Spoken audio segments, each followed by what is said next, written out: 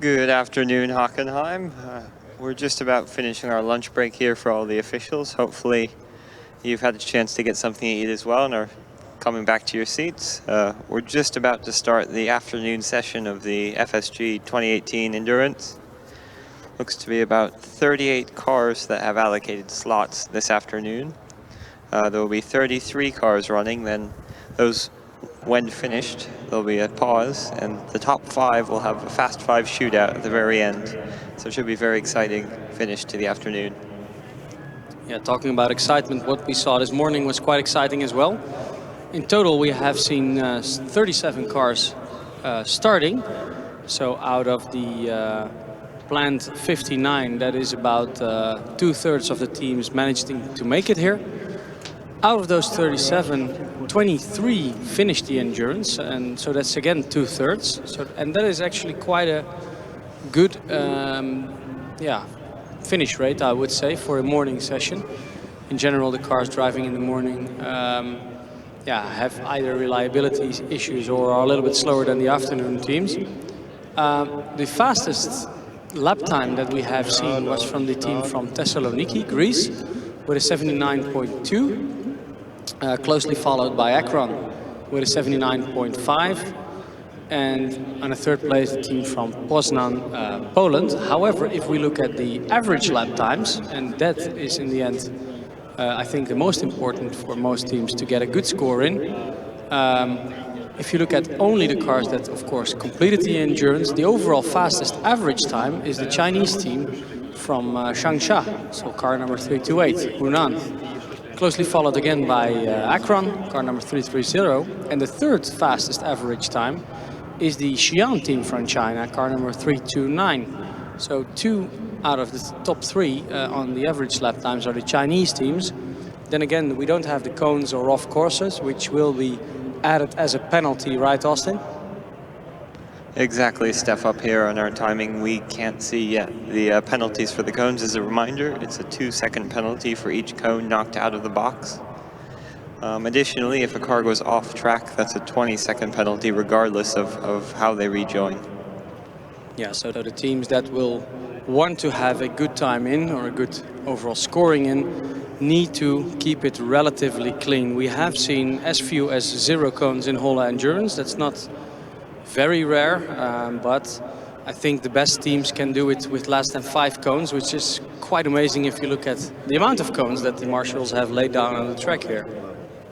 Yeah, and it's also amazing if you compare it to some of the teams who ran earlier. Perhaps the drivers had less practice or weren't trained quite as well. But I'd say we saw some runs that had upwards of 100 cones struck during the course of the endurance already this morning. So in the morning we saw some faster teams running a little bit between some slower teams. They might have had issues yesterday in the autocross event, which caused them to qualify a little bit out of pace. We also saw that these cars were penalized a little bit, so they got held up a little bit. And we can now clearly hear the first car of the afternoon session starting their engine. That is the third Italian team that we are seeing today. We have seen Napoli, we have seen, remind me again, Pisa. Yeah, Napoli and Pisa, and now on track we will get Padova, car number 285, starting the afternoon session. And right on time, it is exactly 1:30. And the final radio checks are being done for Dynamics teams. And there's the green flag, and car 285 is on track. The engine sounds really good as he sets off in the first lap. So Austin, for the spectators that were not here this morning, the teams have to drive in total 18 laps.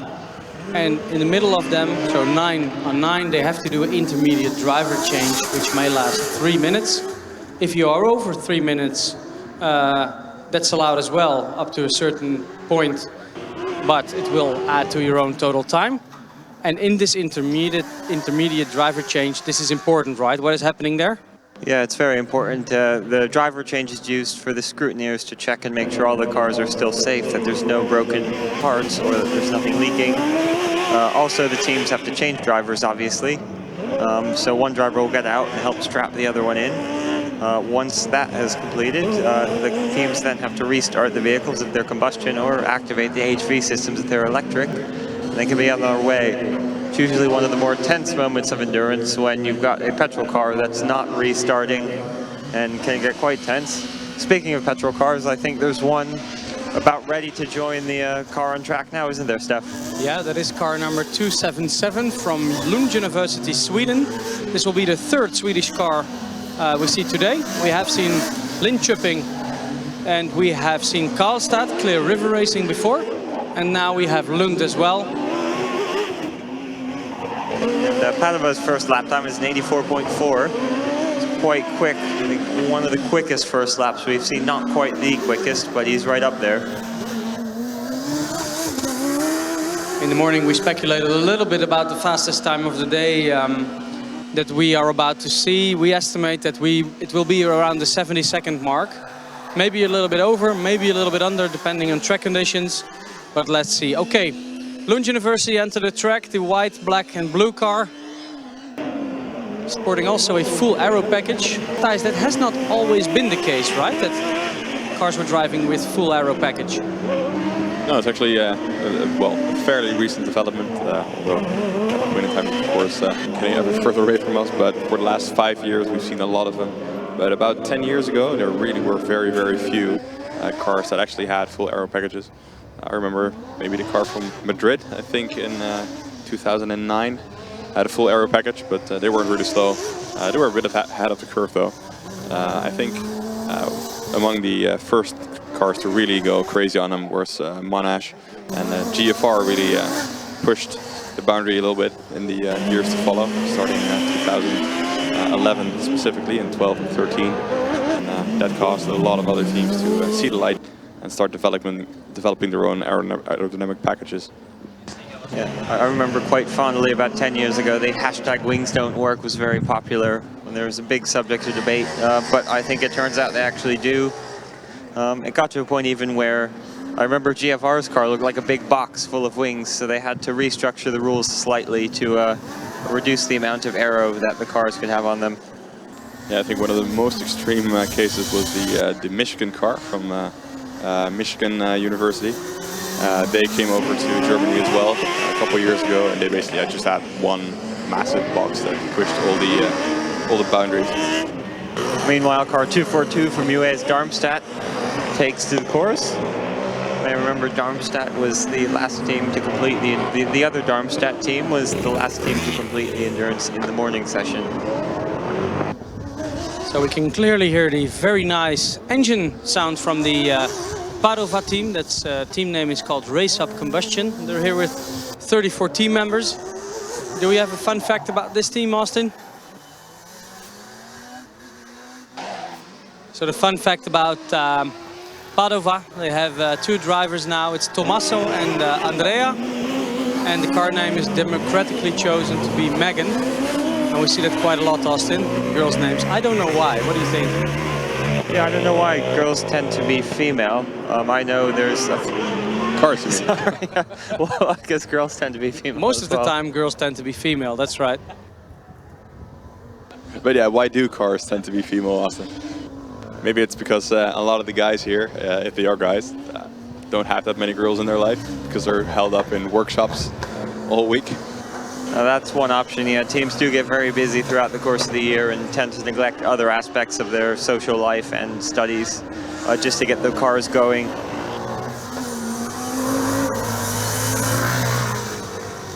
We should of course recognize that there are plenty of female team members, but in 2018 at least, the bias is still towards the guys, I would say. Yeah, although Vienna have actually named their car Johnny this year, so I guess they're bucking the trend a little bit with car names. Meanwhile, Lund is being chased by Darmstadt. They have missed a couple of overtaking lanes already, but they get the blue flag now.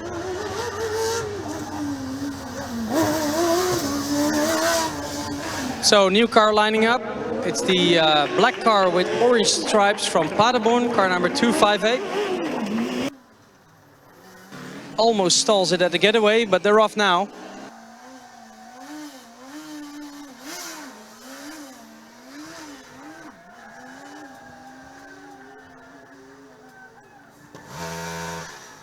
think there's a car is spun out at the hairpin. I can hear the engine going. It's right in the spot behind the wall, so we can't see it. It's car 242. I think it must be Darmstadt, right? The black and blue car that were chasing Lund just now.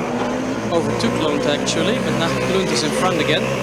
So they have to get back at their tails again.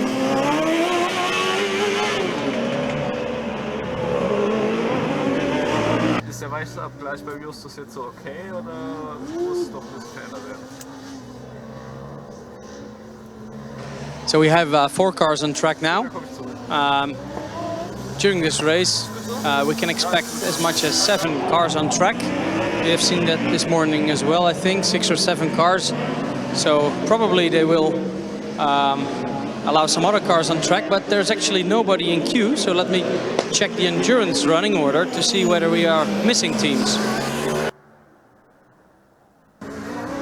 No, actually not. We're not missing teams. So we have Padova, Lund.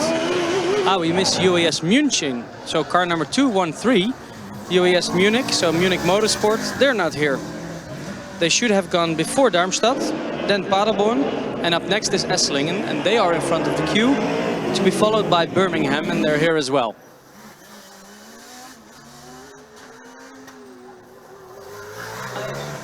Paderborn just completed their first lap with a time of 85.17 seconds. Their car is named PX218. They don't have anything more clever because they said they would spend most of their year discussing the team name or the car name as opposed to doing the work. So their car is very simple, PX218. Drivers are Karsten and Adrian, and their goal is to finish all the events. So see if they can do that here in the endurance. I think at this point we should acknowledge a couple of very bouncy and fairly naked Swedish fans up on the stands who are no doubt cheering on the Lund car. I think they might have some sort of shiny lettering on their chests or something. It's hard to see from here. Yeah, they're joining on the competition for best flag. So this is probably the time that, Mickey, you can take out your binoculars to see what the Swedish team is doing on the grandstand over there. Yeah, I think Mickey just did have a look. I thought you just had a very good eyesight, Thijs. Not quite that good. I can see them. I didn't recognize them first though. So yeah, they're bouncing again. Yes, there they are. Hi guys. Bra, bra, Vicky, bra. So we have some sort of flag competition coming along. I think the team from Pisa this morning started it with the very large, ridiculously large white flag with the race car on it. Overwhelmingly large. Arguably the largest Italian flag. I think I did hear Esslingen fire up just now, but I can't hear anything anymore now. So they are fiddling a little bit on the dashboard and steering wheel. Not too much panic though, so still quite in control, I hope. So they're trying to restart again. Can hear the starting motor. No engine. Or are they on and just very quiet? I think they are on. Yeah, they are on. It's just because of the noise of the very nice sounding Padova car that it's quite difficult to hear anything else, basically. Wow, speaking of Padova, they just blasted by the UAS Darmstadt car. And with a big slide through the cone killer chicane, they crossed the line again. So after the black and orange car has passed through the race control and our commentary position here, the defending champion of Formula Student Germany is now entering the track, getting the green flag, car number 294 from UAS Esslingen.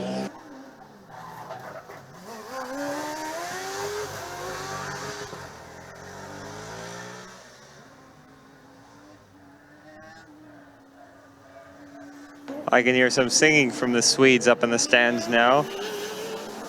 It's quite loud to get all the way over here to us across all of the cars.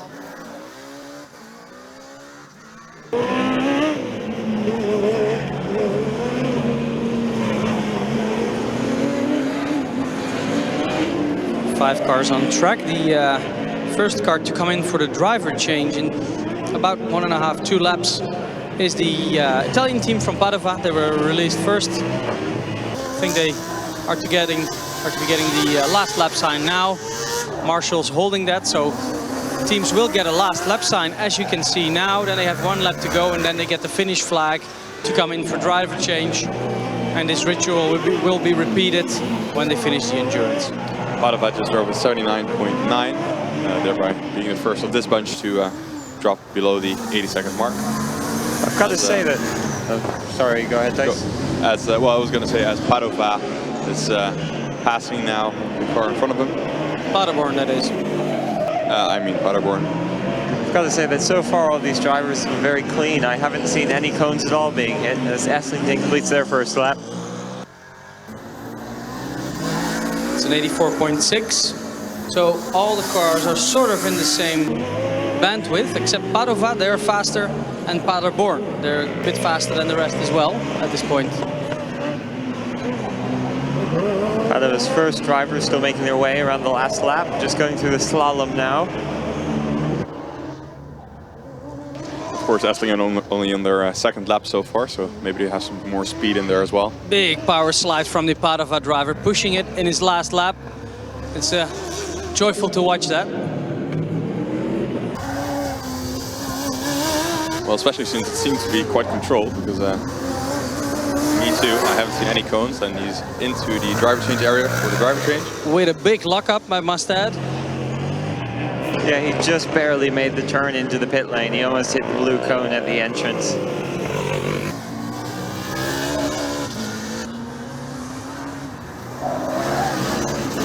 The car from Paderborn passes us once again.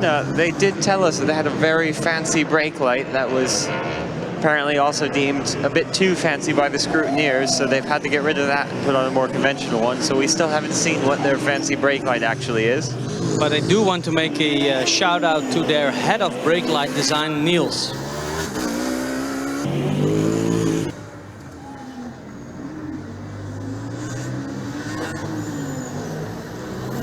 Sweden and of course the Swedish fans still going strong on the grandstand. That's what I like, Austin. Yeah, quite possibly the top Swedish fans we have here today. Arguably, yeah. So up next, arguably the top UK team here, car number 212, University from Birmingham. Yeah, they were fastest today in autocross. I don't really think you should pronounce the H, right? It's Birmingham. Yeah, it's Birmingham. If it was the US, Birmingham, Alabama, but Birmingham, England.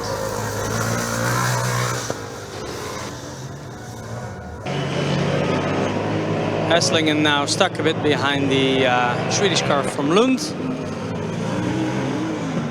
The black Esslingen car looks quite nice this year as well, although a little bit less promising than the car from last year. They had a lot of struggle in getting their car finished on time, actually cancelled the Austrian event last week quite late. So I think the track performance is quite good if you consider the issues they have had. Yeah, being stuck behind Lund did cost them about 3 seconds, but now they have some clean air in front of them.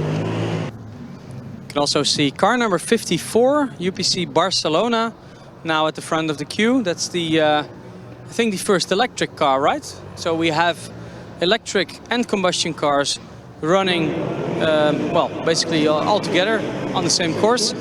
All the cars on course now are combustion cars. The next car will be an electric one. So I'm curious to see how that holds up. Birmingham now making their way around the end of the lap. This car is called UBR21. It's the 21st car from the team. Drivers in endurance are Jake O'Sullivan and Michael Gibbons, and they're accompanied by the Pope inside the cockpit of the car. I can see the UES Munich car, actually both UES Munich cars here now. The electric car is now lining up in queue, but the combustion car seems to have some issues at their rear drivetrain because both rear wheels are off. So they have definitely now the 120-second penalty. As Paderborn stalls, comes to a full halt, as do Esslingen and also Lund behind that. I think Esslingen is having, oh, he's got it going, and Lund is going to follow Esslingen through, I think. Yeah. On track now, Padova, they're back, car 285. We have noticed that area of the track has been causing problems for cars all day. I think the turn just by the big green Formula student sign is a lot tighter than it looks from over here. And cars are having to slow right down, and a lot of them are stalling and having issues restarting in that area. Yeah, Steph, just to get back to the US Munich cars we were discussing just now, the 213, so the combustion car from that team. They actually were supposed to start third in this afternoon session, right after the Padovan Lund car. So that means that they definitely do have problems and are already running out of order. Guys, it looks like car 258 drivers out of Paderborn's car. Looks like it's the end of the endurance for them. It's a good effort. It looks like he just can't get the car going again, unfortunately. Meanwhile, car 242 from Darmstadt gets the flag to come in for their pit stop.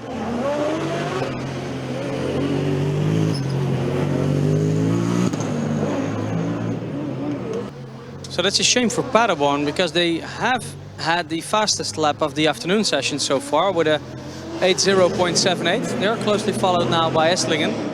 Let's see what they can do when they have a clean lap.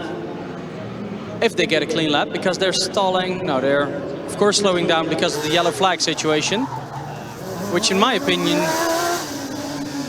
should be a little bit ended, unless there is of course an oil leak of some sorts. Now it's stopped. I think we just received a bit more information about Paderborn. It looks like there was something wrong with the front brakes. They were overheating, and not sure if they started to smoke or catch on fire, but that's why the car was retired. Meanwhile, we've been joined by the 54 car, Barcelona.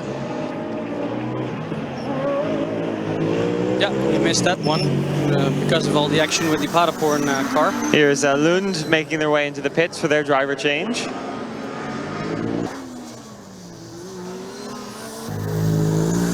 Fortunately for us, I think the next driver is wearing a top, so safety first.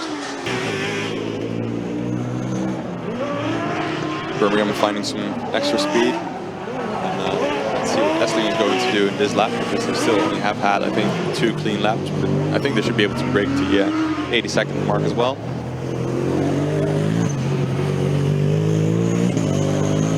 Spectacular driving from the Padova driver as they come along. Observe them very well with the Italian rear wing. Italian flag on there. They are across the finish line now. But is it fast as well, Thijs, for the Padova car? Because it's not necessarily the case, right? Well, they're quite fast. Very close to their fastest so far. Only a tenth and a half off. 80.04. And Padova's just taken out a cone through the cone killer chicane as we were talking about them. Barcelona's first lap was 82.5. Very decent. Very good. They've been quite impressive so far in the dynamic events this week. I know they had a good performance in the skid pad very early on in the green track. So a second electric car will come on track. It's car number 65 from Monash University, one of 2 cars they have built this year. 1 combustion, 1 electric. This is their electric car. We will see their combustion car also a little bit later today. This is the first electric car that Monash have made, and I believe it's just a rear-wheel drive electric car. Yep, while UES Darmstadt successfully completed driver change and now lines up as well for the green flag. First in line to join the track is car number 99, RWTH Aachen. This is Darmstadt. Very, very aggressive start, I must say, of the second driver. Curious to see what his lap time does in his first lap compared to the first lap of the first driver. There's some slow-moving cars on the back there, guys. Not sure what's going on, but difficult to see from here. Looks like somebody's pulled over to the side. I can't tell if that's Monash. Is it Barcelona? Are they? Well, the driver is out. I can see Monash coming through now, so it's not Monash. No, it must be Barcelona. That is a shame. They just put down the fastest first lap of any team we've seen so far. But they are the only team I can't see driving. Unfortunately for us, this is the only blind spot we really have.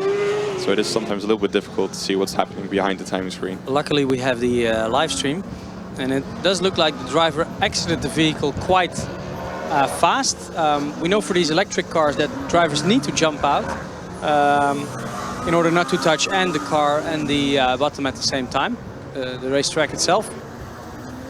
First lap. That's a suspension failure, I've just been told.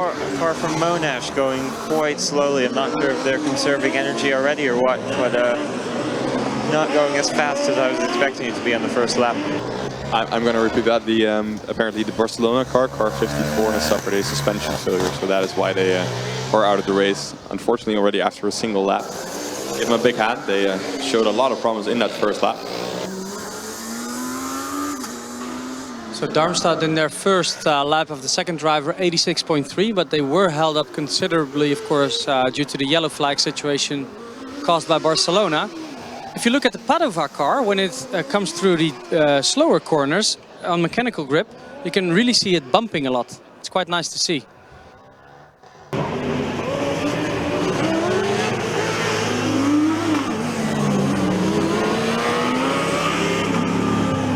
And I do think I hear an engine back here.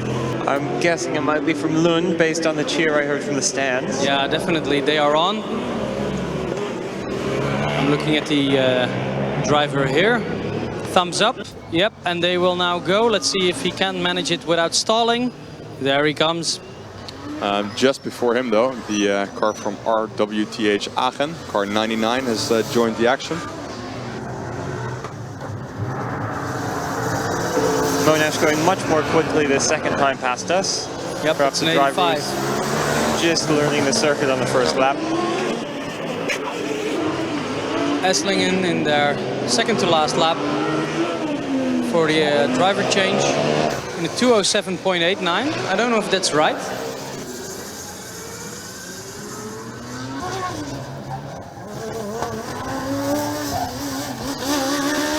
Either it's right and they stalled and that we didn't see it, or 2 lap times were combined, but that's usually not the case.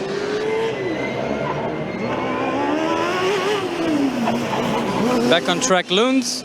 A little bit of a problem and hesitation, but they're certainly off now. And the crowd goes wild with the Swedish flag on the Noordkurve grandstand. Birmingham is going very slow in the back section. Came to a full stop. And they are in the overtaking lane, actually. Oh, they got just a blue flag, I think, Thijs. Yeah, no, you're right. It's quite a long overtaking lane as well, so... Also, the car behind them was quite far behind them, so it didn't spot it immediately. Anyway, as we were talking about that, the car from Aachen just completed their first lap, and it was an 80.56, which is quite a large improvement over the previous fastest first lap. And I'm expecting some very fast times from them.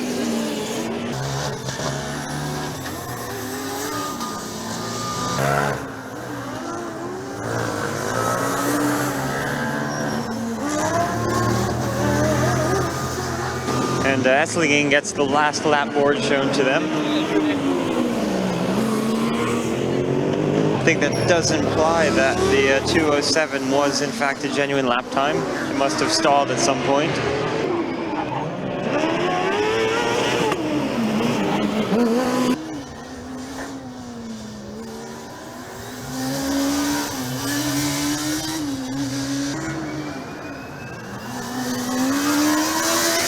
So let's see what Lund does in their first lap with the second driver. It's a 92.7, so it's about on the same speed as the first lap of the first driver. And here we have Aachen with the new fastest time of the day. It's a 78.77. Already on their second lap. Team from Aachen, actually their battery fell off the accumulator handcart on Thursday, so they had to redo a lot of stuff on their battery package. But they do seem to have made it work. So that's very good work from them.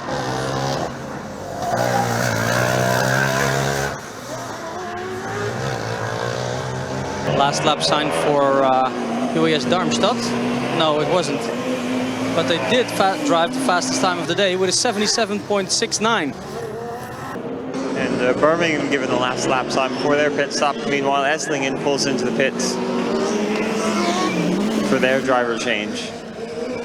University of Padova still going strong.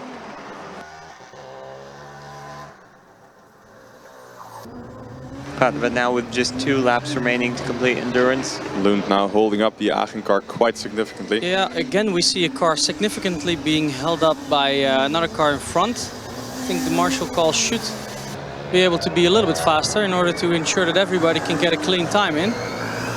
we need Kimi Räikkönen here to let everybody know when they need blue flags. He's quite good at that in the Formula 1 races. Yeah, you're right. Blue flag, blue flag. Aachen that has just overtook Lund. Car name is Rita after a Schaeffler employee who was responsible for their team. She is pregnant. And then there's a story, but my Excel file is not large enough. The baby might come this week. Ah, that's what it says. So shout out to Rita from Schaeffler. Melbourne 2 now. Well, previous lap at least pushing the low 79s. The electric car from US Munich has just taken the green flag, and meanwhile Birmingham University is coming around the last few corners to approach their driver change.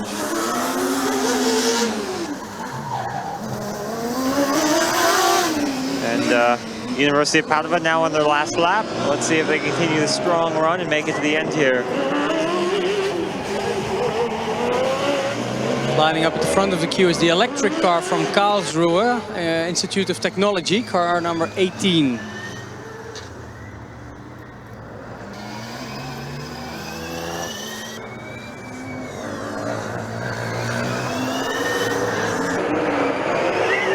RWTH Aachen obviously making light of their battery situation. On the rear wing it says Battery Amusement Center, and drop it like it's hot. So clear it wasn't an ideal situation, but they obviously had enough time to have some fun with it as well once everything was okay.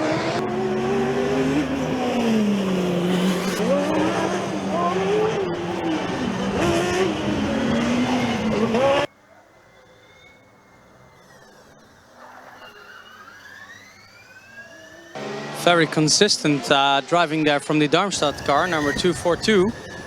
In a 78, a 77, 78, 78. So doing very well there, breaking the 80 mark quite constantly. As we take a closer look to the Padova car on their last section here. Surely they can, yes, they will make it now. Give them a big cheer, team from Padova. The first team to start this afternoon session and the first team to finish their endurance in this afternoon session. Good job, guys. Yeah, bravissimo.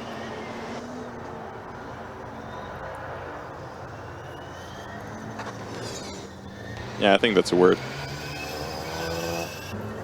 So Lund being chased by Monash. As Aachen comes around again, I think they were a little bit faster the last laps around. What are their lap times doing, Thijs? They're fairly consistent. They have only had their fastest lap time of the day for a very short time before Darmstadt overtook them, but they've been lapping consistently the 79s. I also think that we need to take a look at the white car, car number 3 from Munich Motorsports, US Munich. This might be a fast one. Looks very good around the corners here. Yeah, their first lap was already below the 80-second mark, so it does take on 2 cones. But his second lap is immediately 76.88. It's the fastest of the day so far. Let's see what Karlsruhe E18 have to say about that. Another electric car with wings. Yeah, the US Munich car now clearly the fastest on track. I think there's a bit more time in there still. Successful driver change for Esslingen. It's quite a silent car, so didn't really notice it, but they're back on track. Car number 294 will be given the green flag shortly. The reigning, defending champions, stalling the engine now. No, the engine's still going. No, they're just a bit silent. I think the official just decided to let this next car pass before Esslingen are released. Yeah, I thought he already got it, the green flag actually. No, they're going to wait for Aachen and then they should be able to join. Unless we're going to wait for Monash as well. No, here come Esslingen. Meanwhile, Lund is now holding up US Darmstadt. Also Birmingham with a successful driver change. Car number 212 lining up the green flag position as we speak.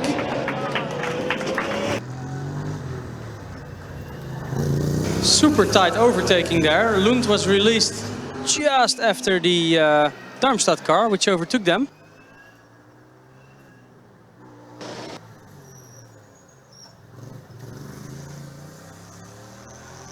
And University of Birmingham has restarted, car 212. They get the green flag and they're on their way for the second half of endurance now.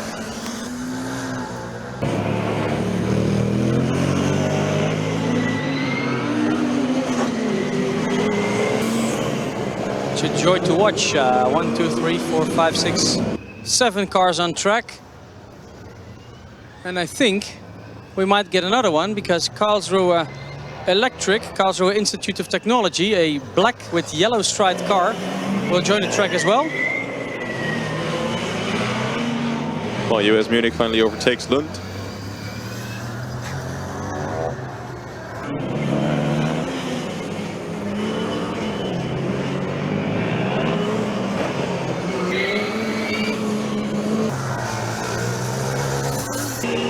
Monash coming in for driver change.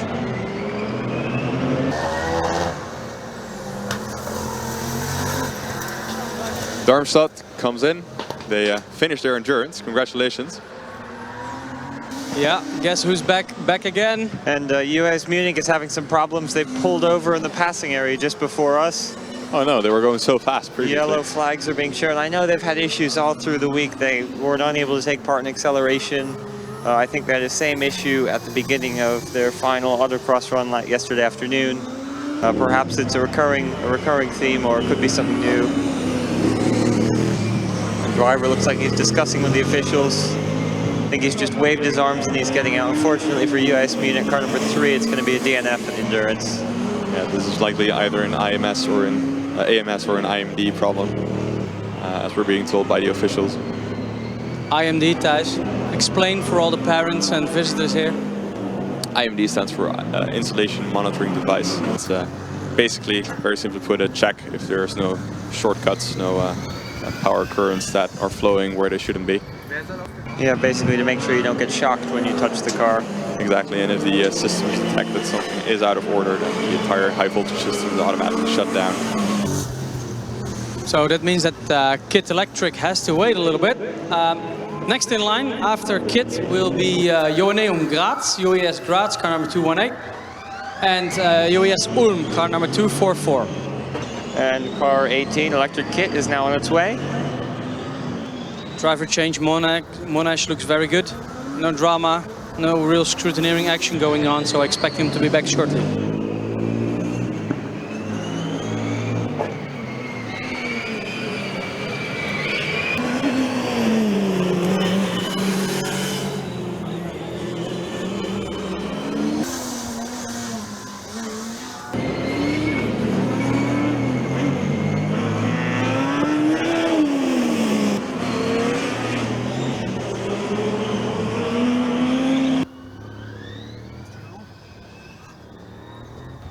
So apparently the live stream stopped working, but I hope you can still hear us in the live stream as well. Please give some feedback whether that's the case, then we try to report as good as possible via audio. Okay, sound is up, so that's good. So now a car comes in for driver change. That is the team from Aachen, who had a very swift first stint already. And Renstal Esslingen passes the finish line again, car 294. Meanwhile, car 18 from Kit comes around to finish their first lap. Monash restarted and approaching the green flag now as well. Karlsruhe comes around for the first time in 81.82.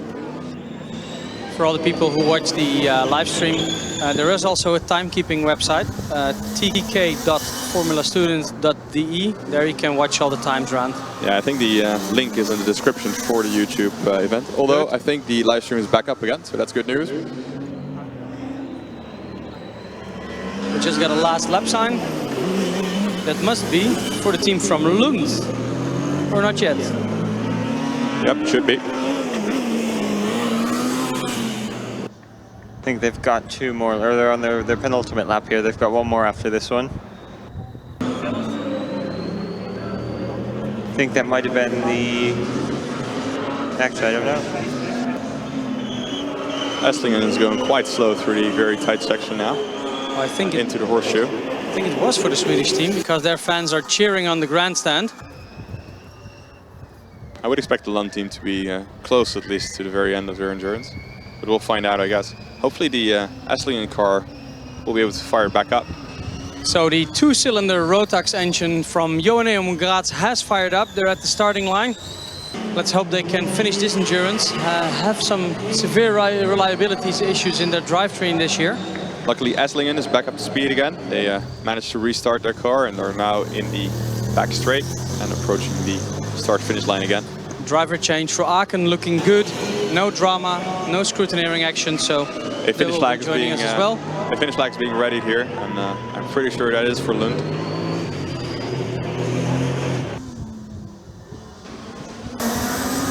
All right, and they finished the endurance. Good job, guys.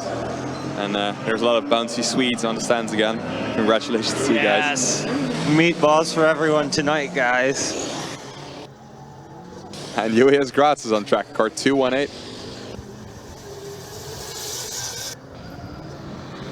Yeah, or maybe they have some very nice salmon, some grovat laks.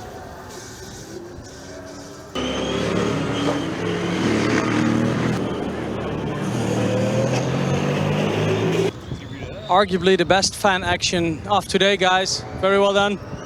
Yeah, nice job to the guys cheering on the stands. Made it exciting for us, even more so than it was already.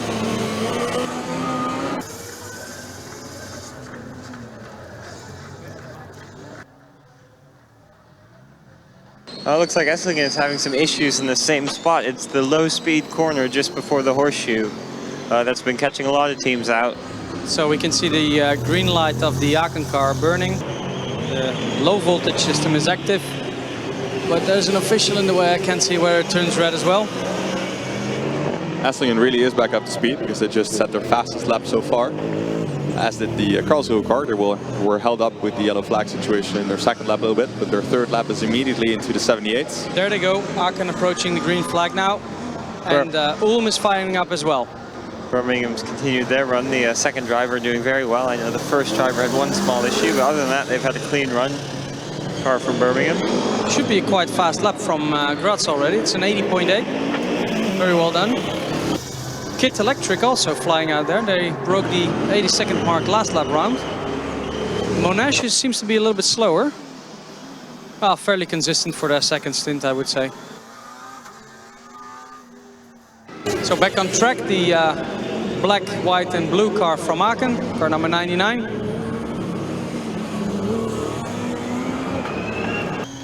Aachen's first driver had a little bit of variability in this stint. Had 2 laps in the 78s, but a couple others in the 82s and the 83s. Of course, we're seeing yellow flags every now and then, but let's see if the second driver can get into the 78s as well. And mix it up with the Karlsruhe car and, well, hopefully the Graz car pretty soon. Let's see what they're going to do in their second lap. And we're about to have a new car on track as well, car 244 from UAS Ulm. Nicknamed the Bee, and as soon as you see it driving past, you know why. Drivers' names are called Jones and Mark, and their goal is to finish endurance. They want to say thanks to Heilbronn for bringing their airmen.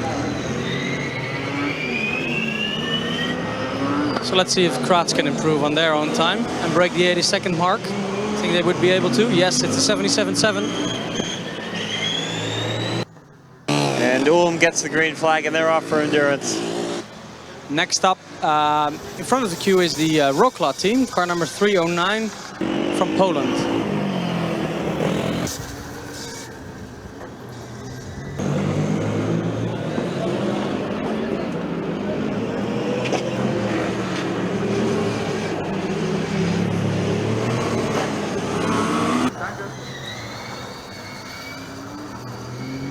After Rokla, I would expect TU Berlin, car number 313. Yeah, they're lining up now as well.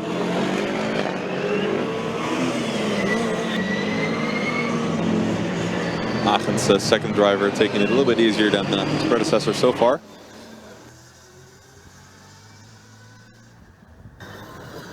Esslingen's driver, however, has now put in consecutive best laps personally, as he now comes across on an 81.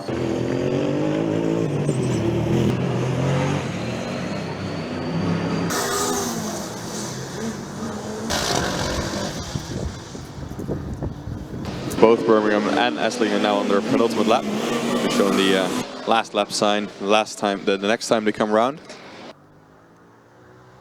As we see Ulm making their way through the final section for the first time.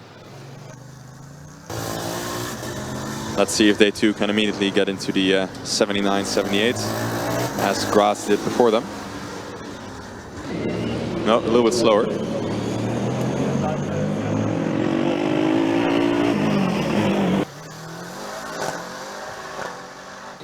on track now. The black and red car from Theo Wroclaw, car number 309. One of the two teams that the organization is following as well to make a video blog on, together with the driverless team from Chalmers, Sweden. Yep. Kit are catching up on Aachen. We have seen drivers doing a little bit of a mistake here before. That is because they get quite an early blue flag already, where now the car from Esslingen is. And it is a bit confusing for them not to drive into the pits area.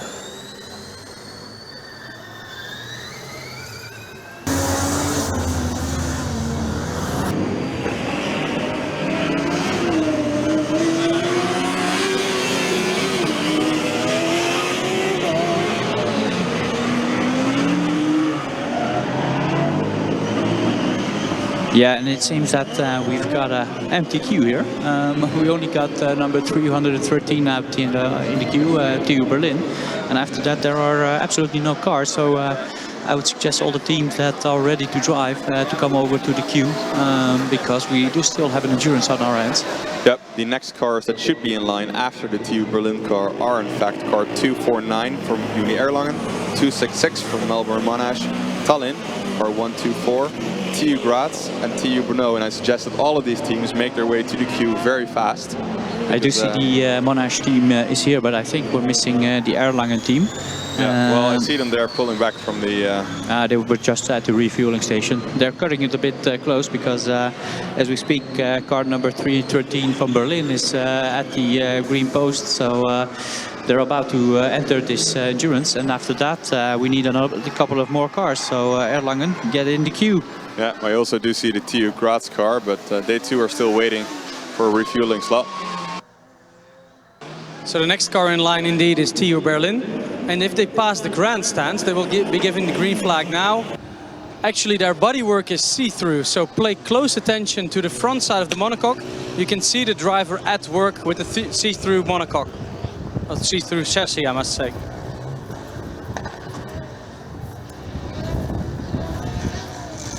Yeah, it's nice to see the effort that these drivers have put into the cars in the Birmingham team and the Renstal Esslingen team. Both teams very happy with finishing endurance. You could see them being overjoyed, and I think we have a bit of a hassle going on there with the Erlangen team, don't we? Erlangen does not want to run out of order, so they are in quite a hurry to make it in time. I do see the Tallinn team as well now, so that's good news. Yeah, you're right.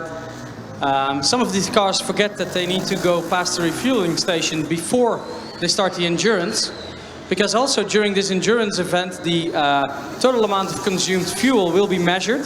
So they tank, basically they get fuel just before, then they refuel the cars again just after the endurance, and they measure the difference.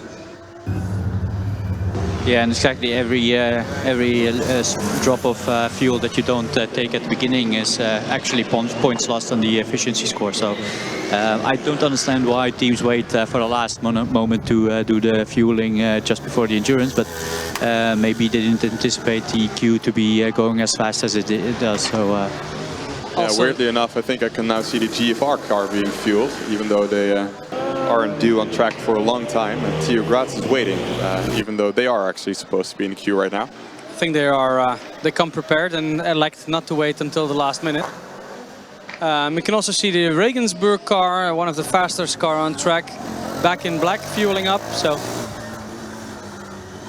So let us take a look a little bit more at the scoreboard. We can see almost all cars on track consistently improving their lap times over the last couple of laps, as do Wroclaw as they come across with an 80.4.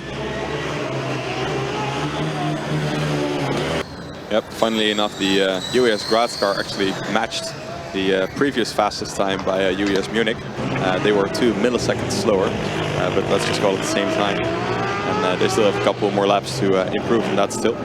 Aachen is stalling, guys. We can see the blue car with black from Aachen, car number 99, stalling on track. I can also see that the red light is not on anymore. So that means that the high voltage tractive system is off. The driver now is trying to restart it. No, he's getting out. So that is that for Aachen. Please give them a big cheer. They come a long way and we're very fast while doing so.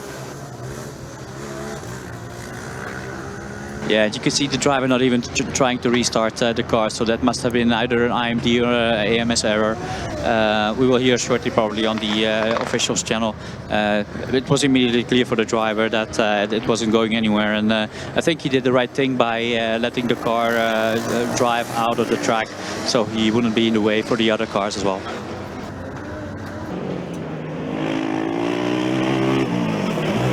So let's see whether Rokla can go below the 80-second mark. Very close, 80.6, very consistent with their last lap time as well.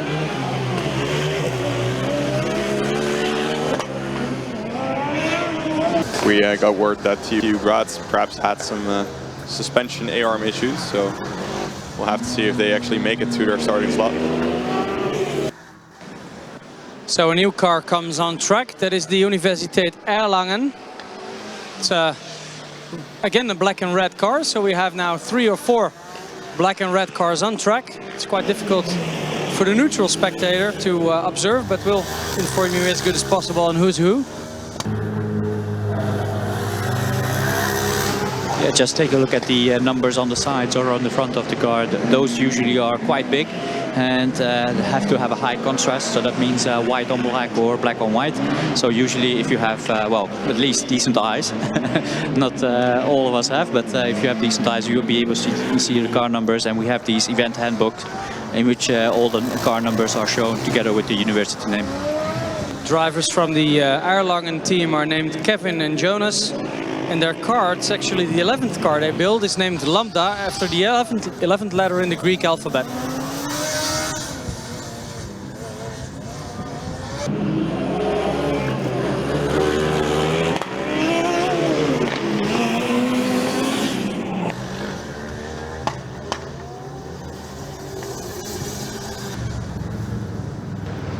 And I think we are getting the checkered flag for the car number 65 from Monash. So they have completed endurance. Yep, no, very good. Yeah, there we go. So yep. well done by the electric team of Monash, but we won't have to wait long for the next Monash car because it's already standing in the queue just after the kit car, and yep. we will see again another Monash team. Monash is now all the way in front of the queue, and Karlsruhe kit is just returning from their driver change, so they will be allowed to enter the track first. Erlangen coming through in their first lap now, and across the line, let's see what they can do. It's an 85.4 on their first lap already. Yeah, I can just see the guys from the Monash team, from the electric team, being very, very happy with their performance here. They were just high-fiving each other, so that looks really awesome there. Great job for the Monash team. They traveled all the way across the other side of the world, and they finished endurance, so that's well done in these conditions. Meanwhile, Karlsruhe has rejoined, and I gotta say, Ulm was really finding their speed. They had a bit of a hesitant start, but now they're solidly into the 78. And another very fast car currently is the TU Berlin. At 77.67 just now, 6.5, as the combustion car of Monash joins the track. So it's a very nice handing over of the baton for those two cars.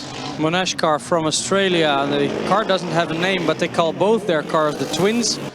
Their two drivers are Andrew and Giancarlo. Not really an Australian name, but the one is called Big Dog, and the other one is called Mock, because you can hear his laugh from anywhere on the planet. This team also has a lot of shout out. In 5 weeks they've tested with 8 teams: GFR, KA Racing Kit, Oxford, Cardiff, TU Fast, Ren Team, Green Team, Oxford, DHBW, Stuttgart, AMZ, Delft and TU Graz. So a lot of friends they made in these 5 weeks. Very well done, guys.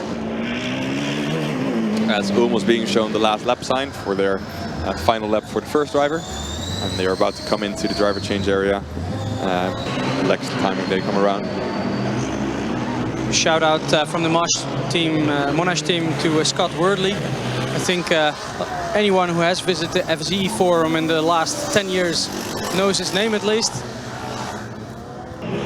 TUS Graz meanwhile is in the driver change area, and they have done a very good first stint. I think they're by some margin the fastest team on average so far.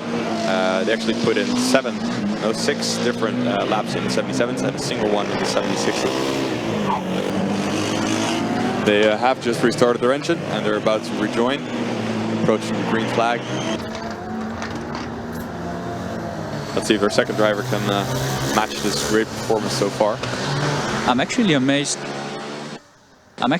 how many drivers and cars are able to restart during endurance ties. I know we've seen years that a lot of these teams were not able to restart for some reason, especially looking at the heat. It's quite hot out there, it's 30 degrees.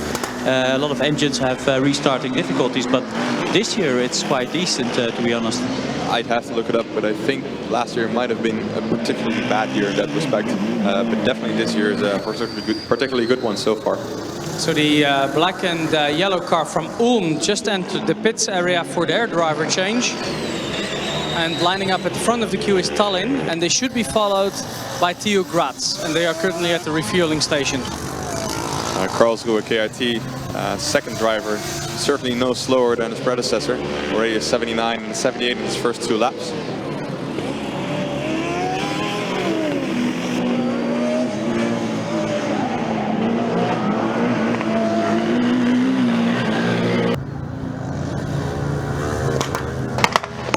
Yeah, and I'm looking at the Berlin car 313 and also hearing a lot of noise from this car coming down the straight here at our position at start-finish line.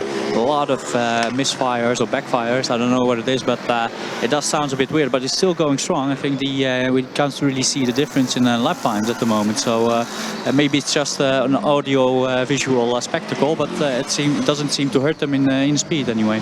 No, he did take out 2 cones just close to our position here, but he is going fast. Yeah, we could hear that car also making a lot of noise during the autocross yesterday as well. So maybe that's their standard operating procedure. And in the meantime, let me see who is in the queue. I think we still almost have an empty queue again. It's only Tallinn, car number 1, 2, 4 in the queue. Although we do have a number of cars driving out on track, I would say that the queue must be filled by now. We see a number of cars waiting in line to be refueled, which is never a good sign because it does take a while to get fueled. And I think in the meantime we have a driver change for car number 309 from Wrocław. I think they were pretty impressive out there, guys. Yeah, you were talking about finish rates before, and I took a look in the history of Formula Student Germany. Actually, we might be looking at the event with the highest finish rate so far. The best until now was the combustion class in 2013, where over 50% of all participants finished the endurance. So less than 50% did not attend or did not finish. Maybe this year we can beat that. Wow, it is looking good. I'm not going to jinx it, so this was not a jinx. So, but that would be quite impressive, looking at the circumstances of the weather and a lot of grip out there. That's quite an amazing performance from all these teams there. I hear a successful restart for the guys from Ulm. Although he did just install his engine on the starting line. Yeah. The B car is now back on, so please guys, next year don't bring along all the wasps and bees, just bring your car, that's good enough, because we are getting attacked here in our stand, right Mickey? Yeah, be gone. But first, be fast, they're back.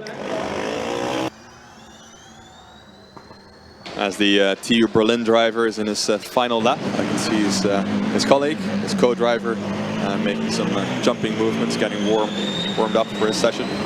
The Berlin still has the cone lodged in their left rear side pod somewhere. I don't know if they will take it out. Usually they will during driver change, but I don't know, it's quite difficult to see. You can only see it from behind. No, it has been spotted. Yes, we have observant marshals luckily. TU Graz, very nice looking car, always very strong contenders in the design event, but always also struggling a little bit with their powertrain and drivetrain setup. Typically one of the teams that they like to go to a very nice engineering setup, but sometimes lack a little bit of testing time and reliability. But this year seems to be okay. While Tallinn, the black and blue striped car from Estonia, joins the track. They of course won the FS Italy event 4 weeks ago. but now seems to be coasting and stalling. Yes, the driver exited already the track on the 1, 2, 3 Oh no, you fourth did. corner. Oh no, you didn't. Stalling. No, Yes. it doesn't look good, to be honest. I think we see the marshals running towards the car and asking the driver what the issue is. I think the driver is still trying to restart the car. Maybe putting a reset on it, and I really do hope they can manage at least a couple of more laps, maybe even finish it. It doesn't look good after what would it be, like 300 meters, and the car was already coasting, unfortunately. Let's see what happens. We'll keep an eye on it. That's very unfortunate. Tallinn looked very good yesterday during autocross. They had a total of 5 runs. Their very first one was a rerun, but after that, their 4 runs looked very consistent, very quick. No, guys, sorry. The Tallinn driver is getting out of the car, so there must be some kind of major malfunction on the car, unfortunately. That is so unlucky for the Tallinn team. We've seen them performing well this year. They won in Italy. They were very good in Austria, and that's really unfortunate for them. But they did a good job, and give them a big hand there. Yeah, that's very unfortunate for them. I also can smell a little bit a car that just drove by. I think that's the TU Berlin car that starts to smell a little bit like either petrol or unburned fuel or oil. Let's take a look at it.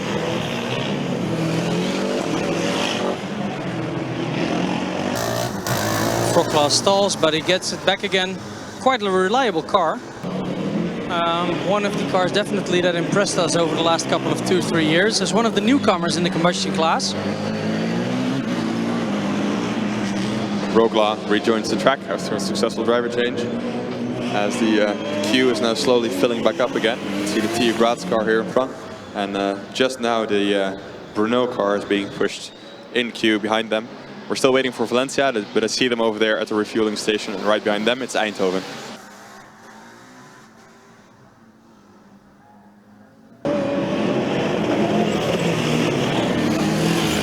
And actually Kid Electric is almost done already with their endurance.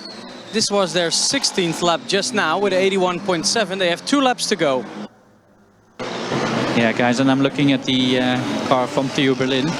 313 in the driver change.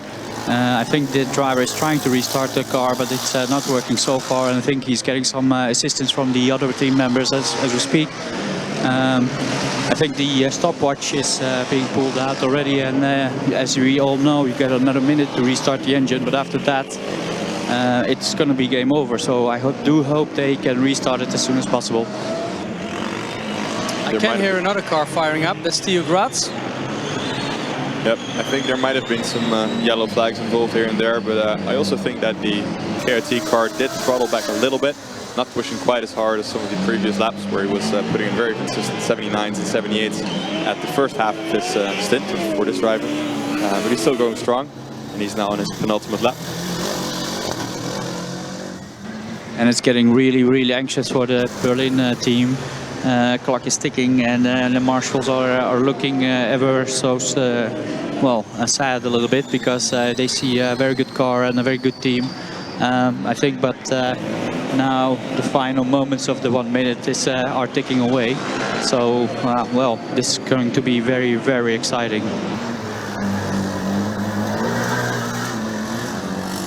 Yes, and they managed to restart it. So car number 313 TU Berlin, in the dying seconds of their allowed time frame, they managed to restart the engine, and that was really, really close, guys. That is very lucky.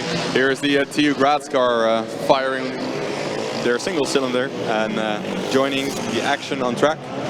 Yeah, if anybody heard that at all, because it is quite a loud car, the TU Graz car. We also have Erlangen that just came into the driver change. Mickey's going to take a look at that, and TU Berlin is now back with their see-through bodywork, as we have Wroclaw flying by.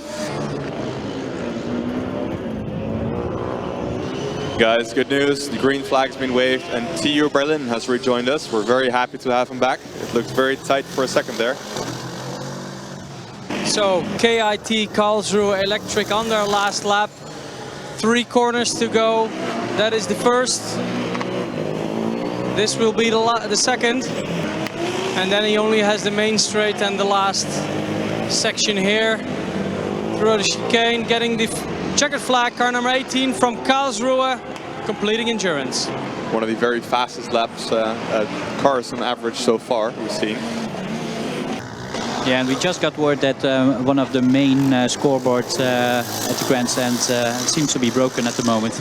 So maybe we'll just give you a couple of lap times of the teams that are driving as we speak, so keep you a little bit informed. Driver change for Monash. And don't forget that everybody can go to tk.formulastudents.de to check all the times. That still works, so that's fine. New car, TU Bino, 274 from the Czech Republic at the green flag position. TU Graz with a blazing first lap just now with a 78.8. We almost missed it. As UAS Graz still very consistently putting in fast laps, and they are about to be shown the last lap sign the next time they come around on the back straight now.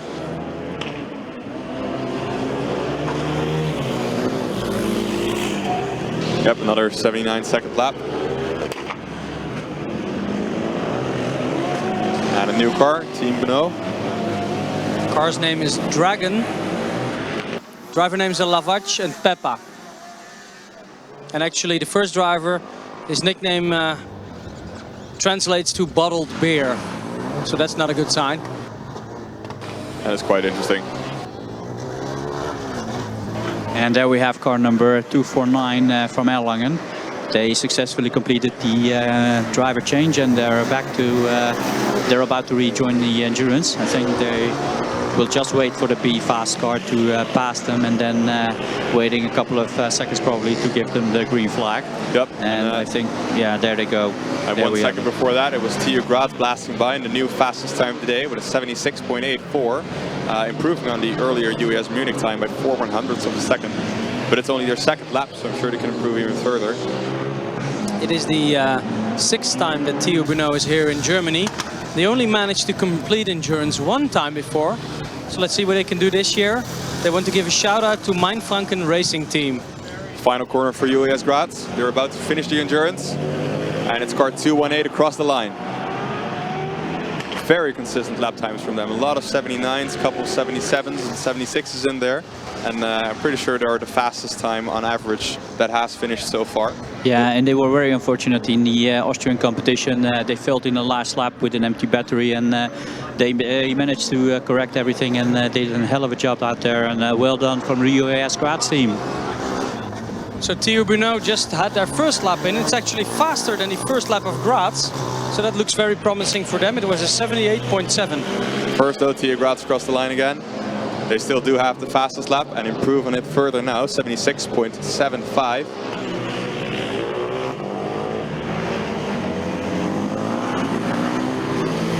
But let's see how difficult Beno can make things for them.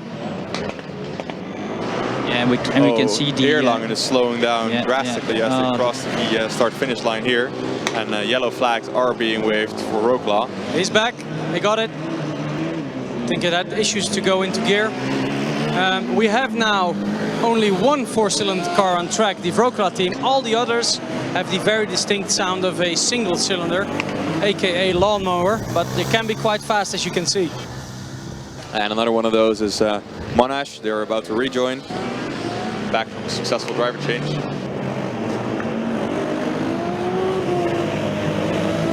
Yeah, and the Aussies are back. Well done, completing driver change and immediately attacking the corners here just by the tower that we are standing on. And I'm curious to see what kind of lap times the second driver can do. Let's not forget, these are the winners of FSUK of this year. So we have high hopes of them for the endurance overall time. They must be, they want to be in the top 10 for the combustion, don't they? Wroclaw now clearly stuck behind Erlangen. And also TU Berlin is catching up, so I don't understand why they didn't get the blue flag, but they will in the next lane, I certainly hope.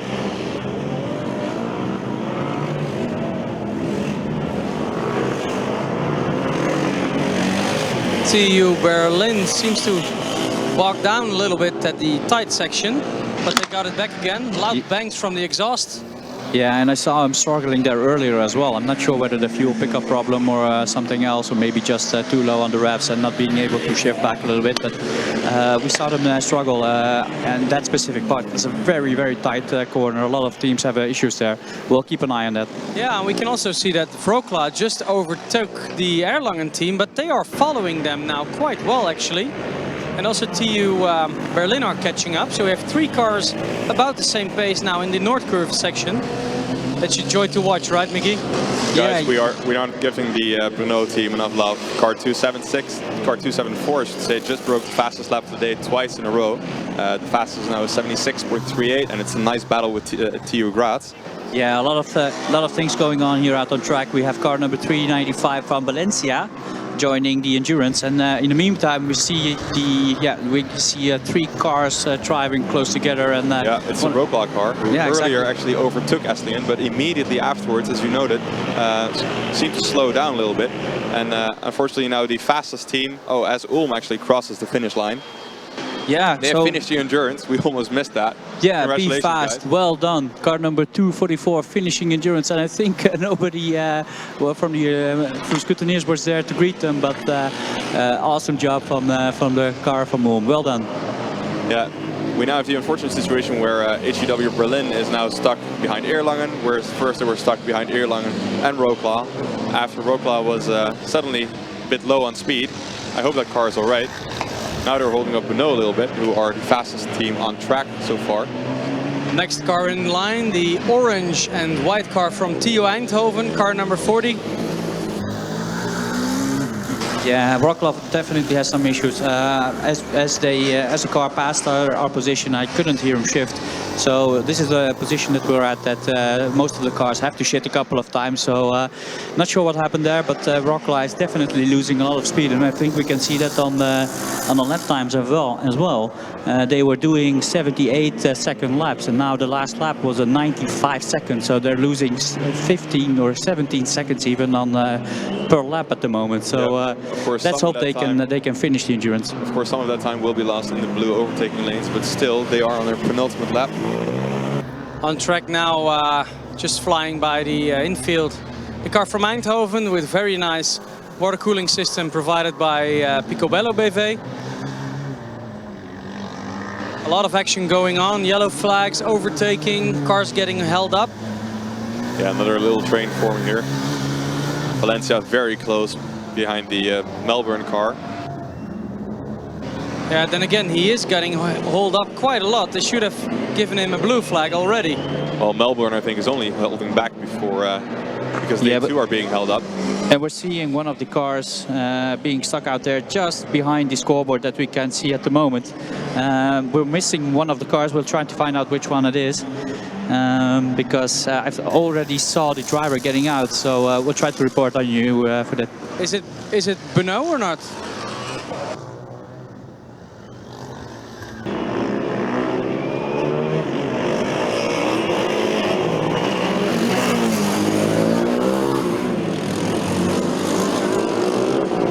Valencia is very close to the other cars though.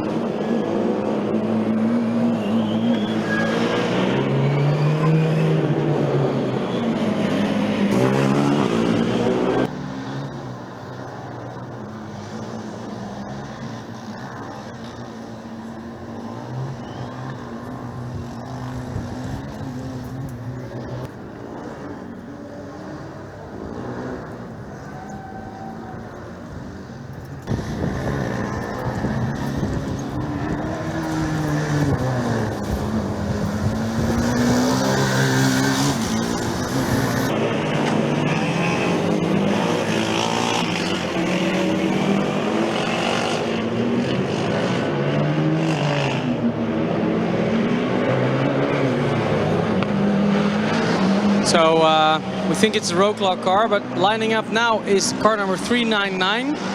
UES Karlsruhe. Wroclaw still driving, Steph. Okay, so then probably it's nobody. And in fact, Wroclaw is about to finish their endurance because they're in their final couple of turns here. They're being chased very closely by the Eindhoven car. The officials, however, have chosen not to wave a blue flag because Wroclaw is about to finish their endurance.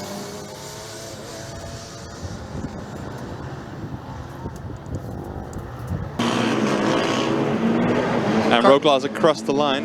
They ran into quite serious trouble, it seemed, in the last couple of laps. Especially the last 3 laps were significantly slower, so we're very happy for them to have gotten to the end. New car on track, car number 399. Full black, I would say. US Karlsruhe. US Karlsruhe. Quite an action-packed afternoon with a lot of cars on track, a lot of things happening simultaneously. Let's take a look at the queue. First up will be Politecnico di Milano, followed by car number 262, that's the team from Regensburg.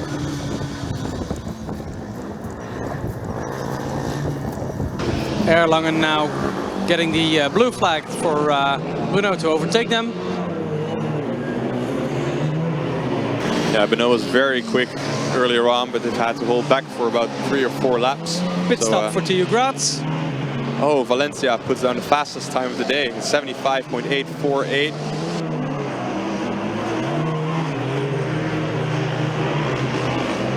All right, apologies guys, it was a bit difficult for us to see, but it was of course the team from Berlin that got stuck by the side of the track, and it was unfortunately pushed away, and it was a DNF for car 313. It was about the only section that we cannot see, just behind the big screen where the infield comes close to the Nordkurve Formula 1 section. Karlsruhe US with a very quick first lap, 78.85.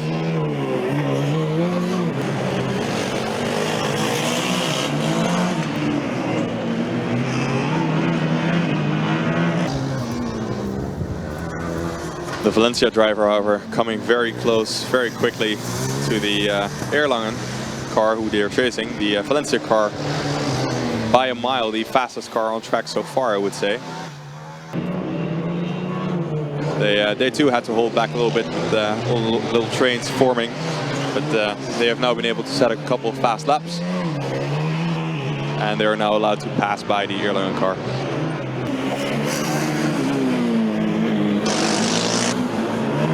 Yeah, and we can see the Eindhoven car out there. They were very impressive yesterday in the autocross. I was quite amazed about the raw speed of this car, and we can see them sliding here as well, which is a very nice sight to see. The driver is really pushing hard, and it really, really looks good. I think this arguably is one of the best cars that they ever built, and they're competing such in a good manner here. So well done by Eindhoven.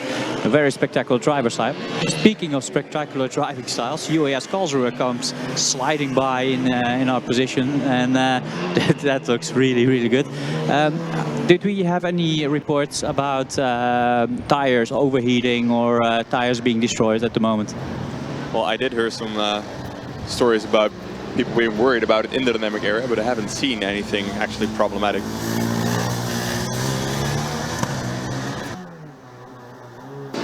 We have a checkered flag. It's for Bruno for their pit stop. We also can see that Monash is catching up on Erlangen, as Valencia, with a very aggressive driving style, now crosses the line. I think they still have the fastest lap time of the day, right? Yeah, it's still again very fast with a 76.9.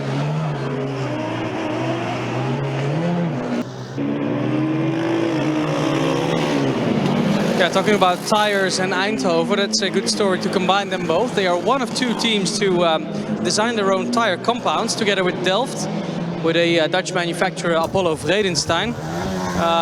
Seems to work for them as well as for Delft. Other tire manufacturers we see here are Continental. A lot of teams drive on those. We've got Hoosier, we've got Goodyear, we've got Pirelli, and we even got 2 teams driving on Avon tires, I believe. 1 or 2. So we got a lot of different tire manufacturers, different compounds on track. And still, also we have of course different car concepts, and still we can see all them driving between each other together. Yeah, we can't really say which one is best or which one is above the other ones as well. So it's nice to see all these different developments going on. And in the meantime, I think we have the team from Graz out there on track. They completed the driver change, and they rejoined the endurance.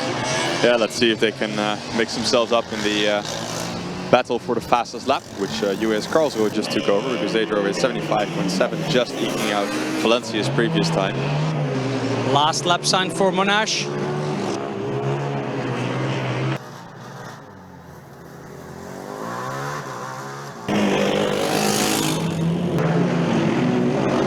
Uni Erlangen finishes their endurance. They're across the line. Yes, very well done from car 249 from Erlangen. Good job, guys. We also get a green flag now, or at least the Politecnico di Milano, car number 207, up to the green flag position. So I think this is the last of the Italian teams, the fourth and last team from Italy to join the track. That also means that they are probably going to be the fastest. So let's see what they can do, whether they can match the Karlsruhe, Graz and Valencia's times. Well, Karlsruhe has just improved their own best time and overall best time again. So they really are putting down the line here. Yeah, and we also have Theo Bruno coming back from the driver change, car number 274. I'm still amazed, guys. I don't know how these teams do it, but they're so reliable here on the driver change, and absolutely no problems, no panic. We haven't seen a lot of teams being disqualified during driver change, and that was really different the last couple of years.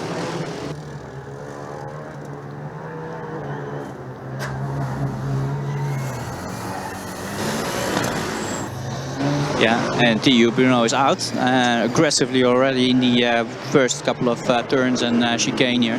And in the meantime, we have Eindhoven also passing the line, and I think they're quite consistent, aren't they?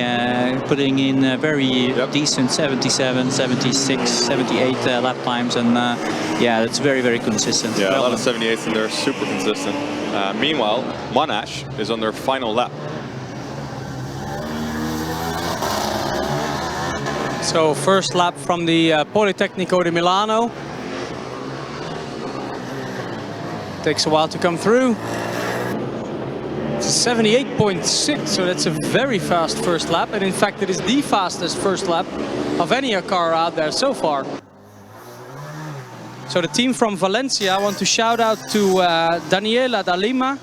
It's her birthday today, while they get the checkered flag.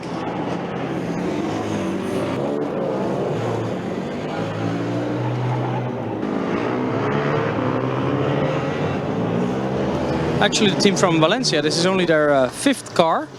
And it's also their fifth time at FSG.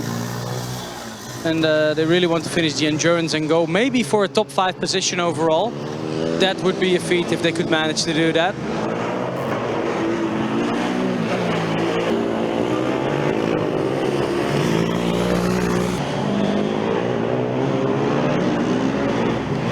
I did just report that Monash was on their last lap. Of course, they're already in here. Our timing screen, though, shows that they have only finished 17 laps, so I'll have to get to the bottom of that. I'm not sure what's going on there. It might be all fine.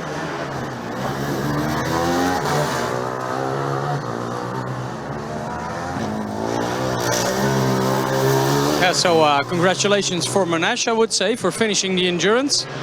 Very well done. I think 3 out of 3. On mainland, so you finished in the UK, in Austria, and here in Germany. Very well done. Yeah, that's a very impressive achievement. That's a 100% score on the European Tour. That's well, a lot of teams are not able to say that as well. So well done for the Monash team. New car on track. It's quite black. Car number 262 from Regensburg. They approach now the North Curve section.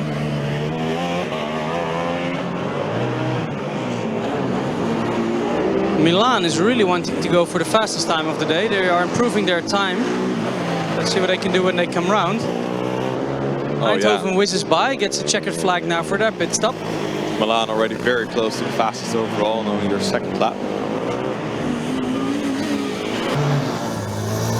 Yeah, very consistent lap times from the Eindhoven car. I'm just going to take a look at their driver change and keep you informed whether there's anything going on there.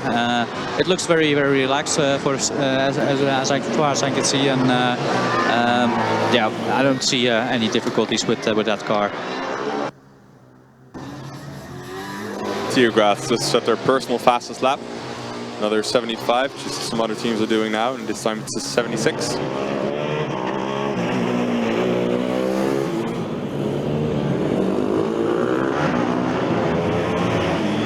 Theo Valencia is back on, 395. Regensburg comes around for the first time, and the first lap is 78. That's becoming a bit more routine now as cars are getting faster and faster.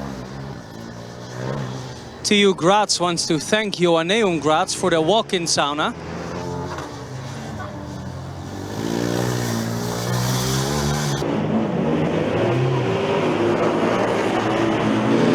Coming around now is Benoit. They're quite well underway, I would say, halfway through their second stint almost. Yep, and already into 77th, his third lap for the second driver. Milan getting held up now a little bit by UES Karlsruhe. Don't think it will cost them too much time because the Karlsruhe car is quite fast as well, but still they overtake them. Well, the last two laps by Karlsruhe haven't been quite as impressive as the previous ones, I have to say, because they did actually put in 75, and their fastest lap so far is the fastest overall. But Milano actually might be quicker at this point.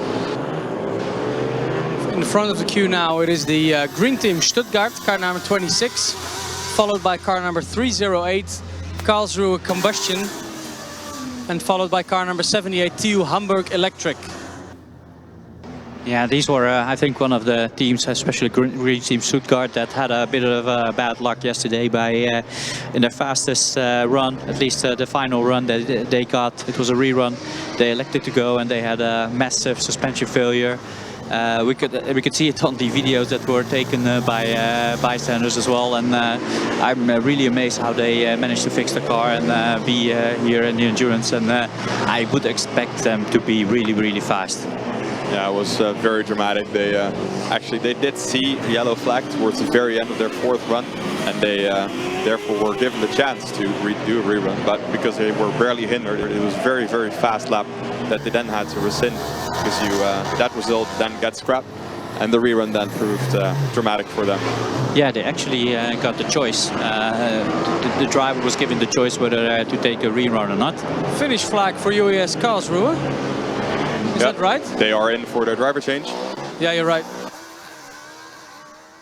And continuing our story about Green Team, they were given the chance to do a rerun or let the pretty fast time stand. And the driver, as always, elects to do another run because, well, as all drivers, we all want to go faster and faster. And he really thought he could be faster on the final lap. And unfortunately, that's when the bad luck happened to them and the suspension failure occurred. Speaking of suspension failures, we have TU Graz well underway. They had a couple of suspension failures earlier this season and actually quite recently as well. And they wanted actually us to mention that. While we have a big 180 here from Benoit, missing his braking point. Caught up by Valencia, we're getting the yellow flag now. Yeah, well done by the driver from Bruno, because it's very very tempting to just go on the throttle after such a 360 or a 180 in this case. And but he did it well. He looked at the marshal and he waited until one of the cars passed and then rejoined the track.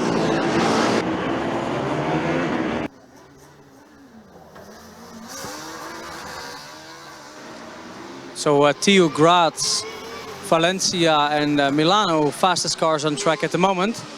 Regensburg, however, is doing very well as well.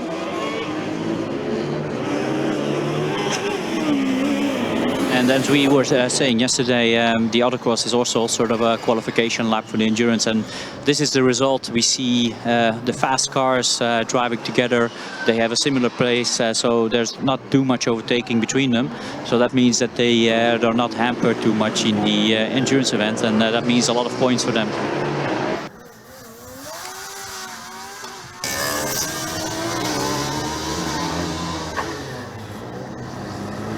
And personally, I'm really looking forward to the battle between Green Team Stuttgart, KIT, and TU Hamburg. Let's not forget TU Hamburg is the winner of FS Austria just recently, and they did well yesterday. They were quite impressive as well. And I'm looking forward to this battle between these three very good teams. And also we have some other teams driving around as well still. Among them still TU Graz.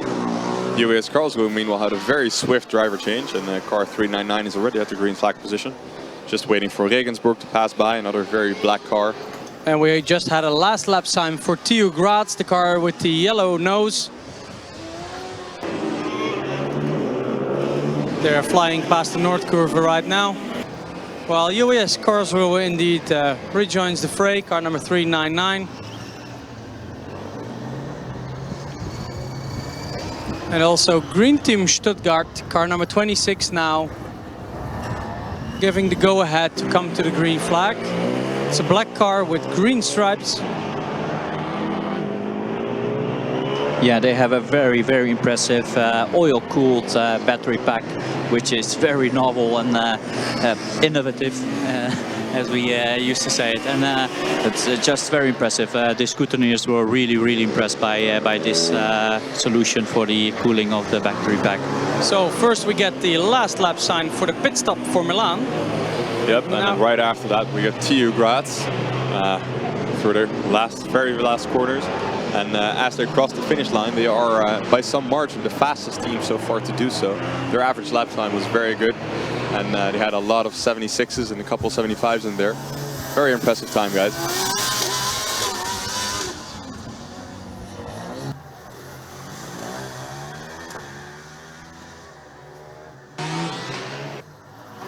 Driver in the car, Stefan, looking very happy with his win. Very well done, guys. They are arguably the best Graz team out there. Yep, and unless Monash visits, there are no kangaroos in Austria. And car 26 joins the track, Green Team Stuttgart.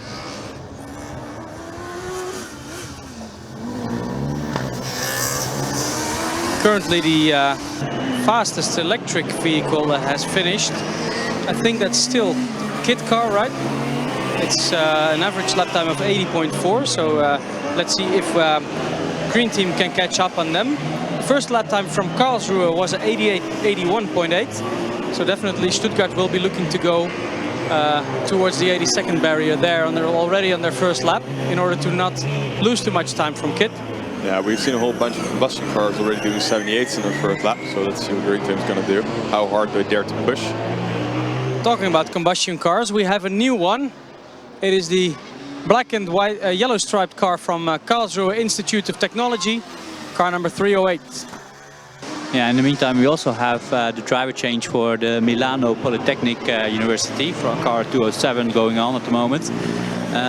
Second driver is about to get in. I'll keep an eye on them and report back to you guys. Green Team about to come through for the first time. Drivers from Karlsruhe are named Chris and Yannick, and there's a lot of German words here, something with a turbo. Green Team's first lap time was already a 75.96. That is the fastest first lap by any car by about 2 seconds, a massive gap. So high hopes for those guys. Surely they will try to blast into the low 70s soon. Karlsruhe team wants to give a shout out to Klausi from ITAS. Brno finishes their endurance. Yeah, well done for a team from Brno, from Czech Republic. Awesome drive, very consistent lap times. We have an average of 79 seconds, 79.8 seconds. Well done, Brno.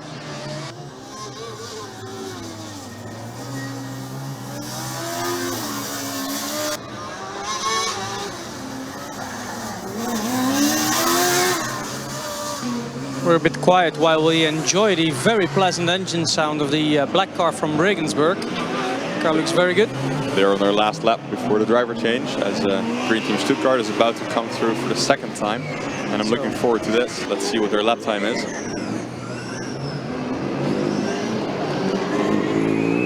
It's a 74.366, fastest time of the day by Green Team Stuttgart.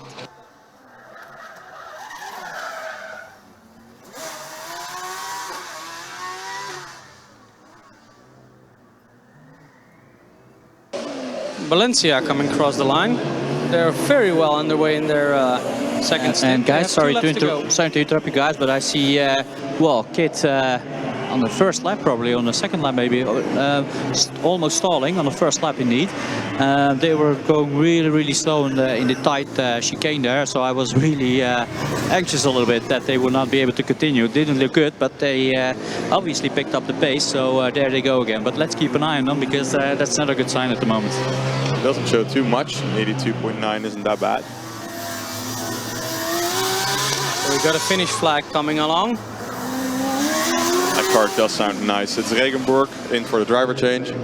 It's probably the most enthusiastic flagging before a pit stop ever. Yeah, we should have an award for that. Green team looking so fast past the straight here. Let's see if they can improve again. It's 73.9. So we're already in the 73 territory. And we still have the faster teams to go.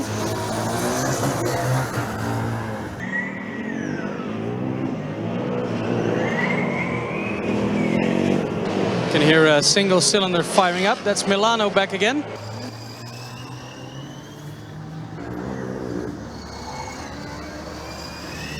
Eindhoven lapping around quite consistently. This was an 84.0, which is a little bit slower than their average. So a second driver has to manage the batteries a little bit better than the first driver, probably.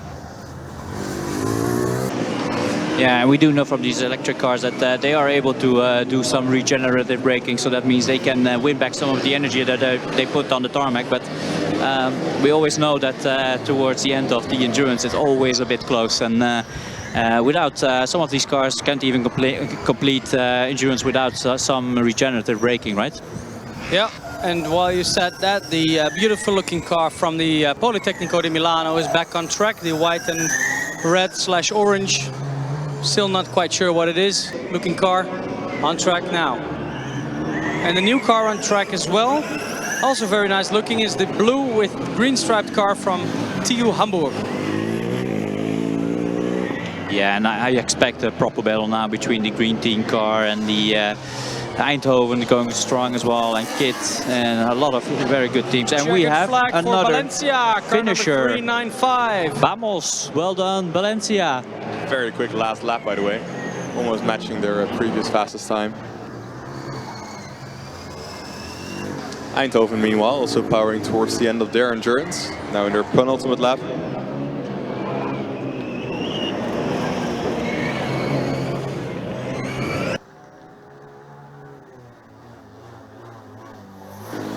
Milan car seems to sound a little bit different than last time around. Let's listen at it. No, it was nothing. Still sounds the same. Green team clips a cone in the horseshoe section here. Oh wow, big slide. Really pushing now. Another cone right there. For Milan, it's their 10th car, I think. And their the driver for the second car is Ricciardo. First driver's name is Luciano. So let's see what Ricciardo can do. And we're getting some reports that one of the cars, 272, the brake light is not working. Not sure whether that's a big issue for the scrutineers. I would expect them to let the car drive on.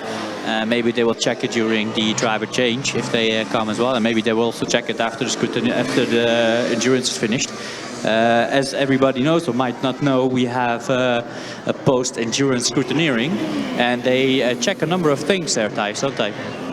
Yeah, they actually there's a very wide range of things that they can check. They theoretically could check anything, but there's a couple of standard things they will check for suspension integrity, and for combustion teams, they might, for example, check if the fuel system is in order, if no cheating has been able to be done. And I think actually that the Eindhoven car is now on their last lap, driving by the grandstands for the final time, as Green Team is about to come round for the next time. I did follow them a little bit, and it looks like a clean lap for them. But it's not quite as fast as their very fastest, another 74.78. And we have a new car on track. That is the additional Stuttgart, the HBW Stuttgart. Yeah, we have various names for them. The real Stuttgart, the other Stuttgart, but let's call them the additional Stuttgart. Car number 5.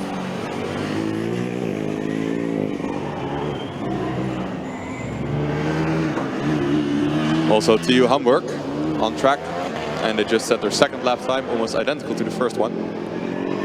So before DHBW Stuttgart starts their endurance, one of the team members wants to celebrate, extend the congratulations to their team captain, Philip, who is actually having a birthday today. Let's see, let's hope that you can get a nice present. First though, car 40, Eindhoven, about to cross the line, and they finish their endurance. And I just reported one of the brake lights might be not working. I just got the right car number, it is 207. They will check the brake light during the driver change. Not sure whether you can see it, but... that would be on the Milano car then. Let's check it out. Yeah, it's certainly no reason to stop them at the moment. There are no dangerous situations, so they will just check it during the driver change. In the meantime, we did have another car out on track, right? So the other Stuttgart, as you said, and we will have a proper battle there. I'm looking forward to this one. So the first driver of the HBW Stuttgart is called Christian, and they say that he is older than FSG itself. Mickey, I do think that you might disagree with that, right? Being older than FSG yourself as well. Well, FSG is only 12 years old, so I do hope he's older than FSG itself. Right. It would be difficult to be allowed to drive here otherwise.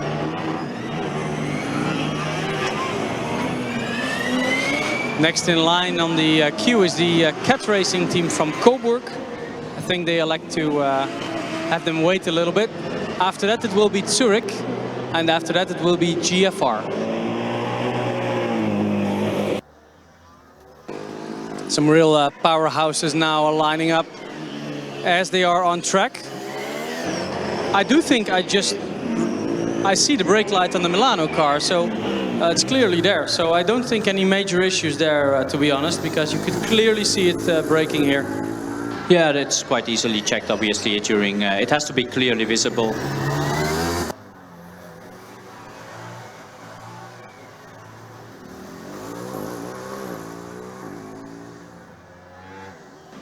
So the cat racing team 270 has fired up their engine, and they will approach the green flag position shortly.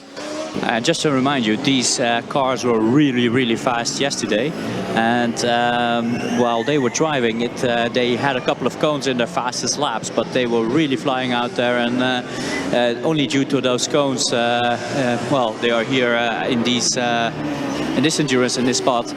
But I do expect very good lap times from Coburg, especially. They were very impressive yesterday. Yeah, and the day before that they were perhaps even more impressive. Of course, they are combustion acceleration winners.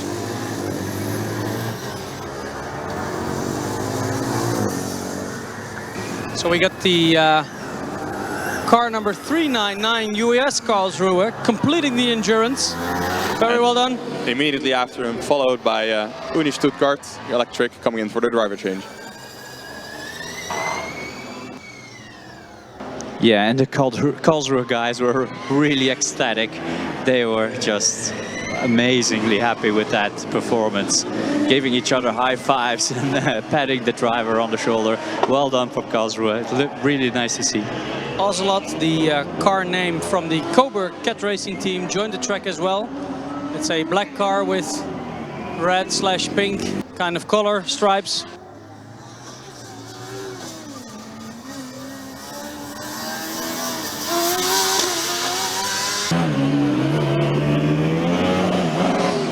Regensburg passing the position here now. It's quite consistent on a 78 flat. Kit rearranging the track there. It wasn't out, of course, it didn't have four wheels out of the line, but certainly they missed the corner there a little bit. You can see also now the last lap sign coming up for Kit. That is, of course, before their pit stop. Well, we are looking at Milano. I think that will be first car to finish.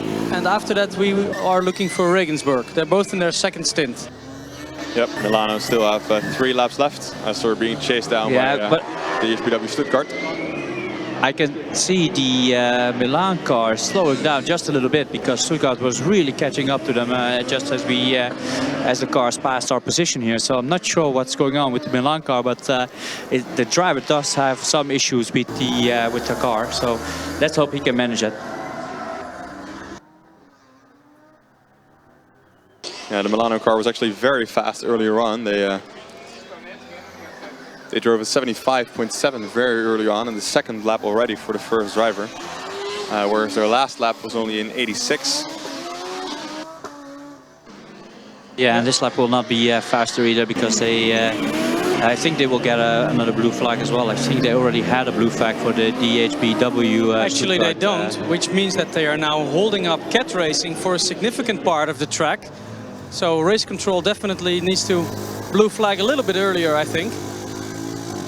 Oh well, I think it's been signaled now as KIT Racing comes across the line, car 308 for their driver change, of course. Yeah, in this situation, the Cobra driver must take care that he keeps some distance to the Milan car, because you never know when he will hit the brakes, and you don't want to be touching the car. The ultimate penalty for touching another car out on track is disqualification. There is just no discussion possible about that.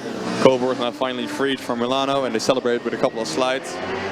Green team now at the green flag position.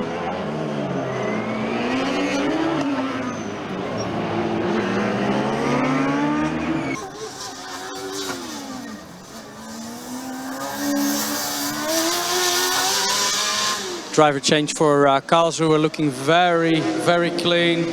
No drama whatsoever. And I see the electrical scrutineers looking at the Stuttgart car. And there seems to be some kind of discussion going on between the electrical scrutineers in between themselves and the team captain from Stuttgart. I think they were pointing at the T-Sol light. Not sure whether there's something wrong with it or not. But there is some discussion going on there, so we'll keep an eye on that and report back to you guys. Yeah, the driver must wait now a little bit. They are discussing and communicating clearly over their communications devices, while we can see DHB Stuttgart whizzing by as well. They drove very consistent around the 82nd mark. Last lap though, a little bit improvement around the 78 mark. So this was the first clean lap for Coburg, 74.5, so that's very fast, approaching the Green Team Stuttgart's times. Guys, there is drama going on the starting line. We had Green Team Stuttgart through driver change and at the starting line. But the red flashing T-Sol. Oh, I see a sign. I see a sign to get the push bar, guys. Yeah, I'm not sure what's going on. We'll get to the bottom of this, but it seems that something is not in order with car 26, and I think they're about to be pushed back from the starting line. But some more discussions are going on, and the car is still here.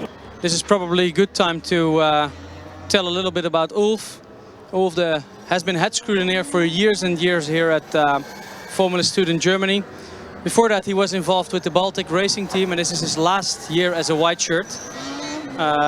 He will remain, of course, with us as a scrutineer, but now he decides that the green team is not allowed to run. There's some very discouraging signs and gestures by the scrutineers as the car 26 is now being pushed back from the starting line. Quite a curious sight, because they actually had made it in the first instance through the driver's range. And we'll get some updates on this and inform you further. Coburg again quite consistent and a 74.8. If they manage to keep this up, I think they will be by quite a length the fastest combustion car.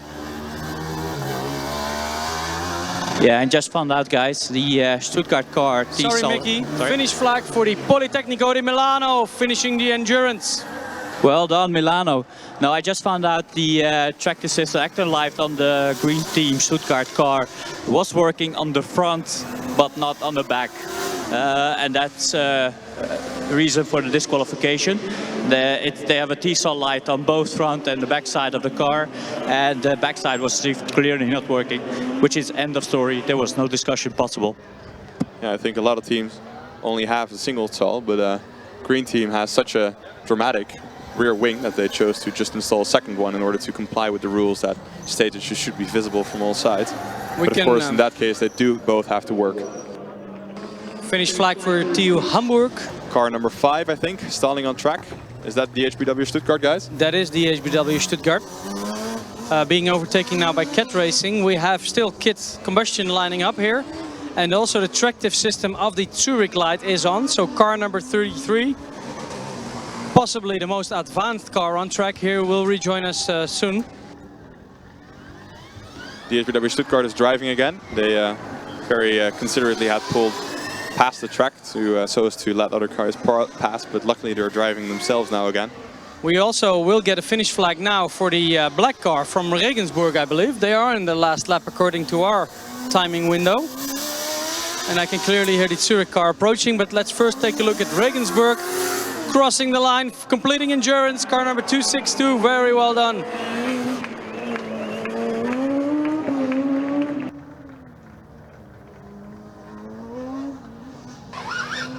So this is Zurich, car number 33.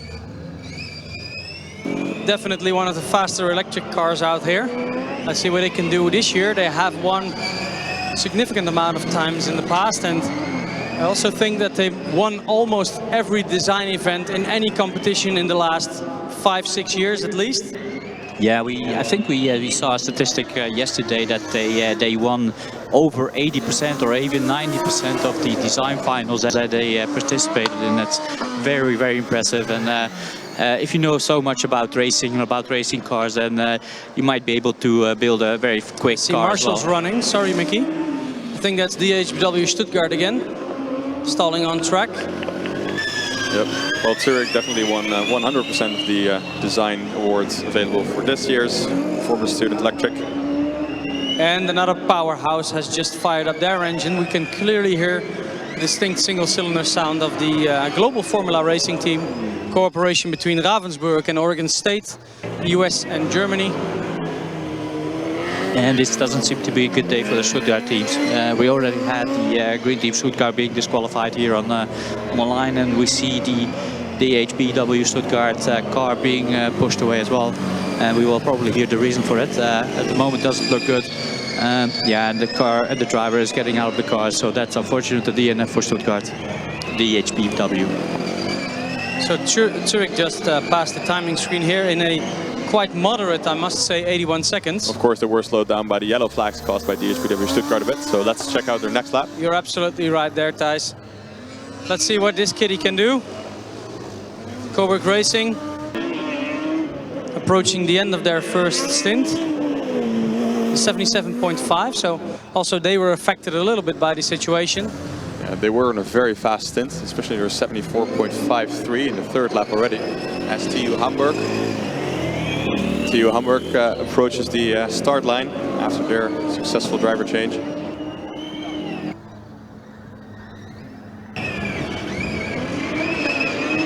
TU Hamburg, blue and green, black and back on track.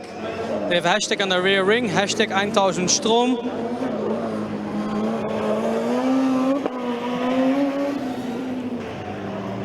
Name of the car from the Hamburg team is Jens. And they want us to shout out, Jens geht's los. All right, Zurich is about to come around for the second time. Let's see if this is a bit more representative. It's a 76.49. So let's call it decent. It's not quite as quick though as the early laps by Green Team, for example. They already had a 75.96 in their very first lap. Yeah, we don't know what the strategy of the team is, whether just bring it home and see where you end up, or just go out on a maximum attack. Maybe the second driver is also a bit faster, we don't know. And maybe they have to save some energy in the batteries as well. And maybe they will push the second part. There are a lot of strategies possible at the moment. Yeah, absolutely. We'll never know if Stuttgart would have been able to push as fast as they did in the first half on the second run. So let's just see what Zurich will do as GFR joins the track. And Cobra's driver is actually on his last lap, the first driver. Car number 211 with the orange chassis. They made wings great again. Oh no, you didn't. I certainly did, and I also know that a couple of their alumni are long-standing fans as well. So if you're watching Bill and Chris, we're saying hi here.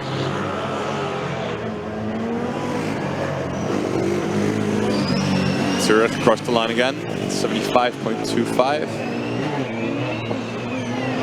Yeah, it's good to see that the driver is really increasing his speed and reducing his lap time, because that's only good for the average lap time as well. And he went from a first lap being a 77 now in the 75 seconds. So well done by Zurich, but they still have a long way to go. Kohlberg's in for driver change.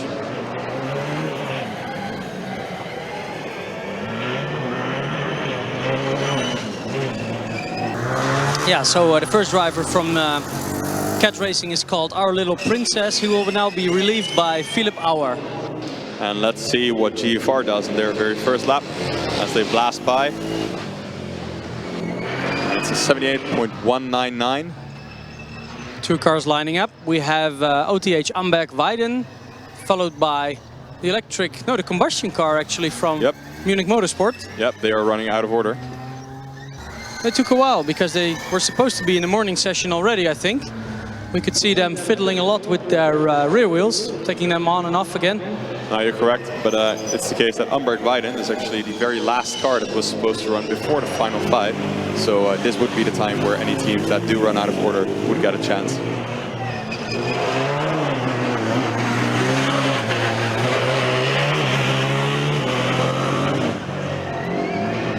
So the black car with the white sponsor logos and blue accents, Amberg Ridin joining the track.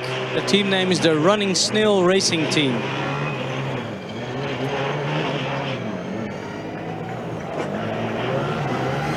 So let's see what GFR does in their first lap. Oh, actually already their second lap, because their first lap was a 78.19. Let's see what their improvements are. I expect 1 to 2 seconds at least to be able to shave it off. 76.1, so almost exactly 2 seconds improvement there. They can now nicely chase down the Karlsruhe car. I have to say the Zurich car is not looking particularly fast, but then the lap times are very impressive. I think he carries a lot of speed into all the corners. That doesn't look very fast, but it actually is. I would call it fairly impressive. It's not quite as fast as some of the other cars we've seen out there. We can definitely see the car struggle, for example, with a very tight hairpin. Now, they're not the only team to do so, but there definitely are teams that don't have any trouble whatsoever with that. Oh, actually they slowed down significantly. It's almost 5 seconds slower. I don't know what is the potential reason for that, but I don't think they overtook anyone. They're running quite in clean air now, so let's monitor their performance as they go. GFR getting ever closer to the Karlsruhe car.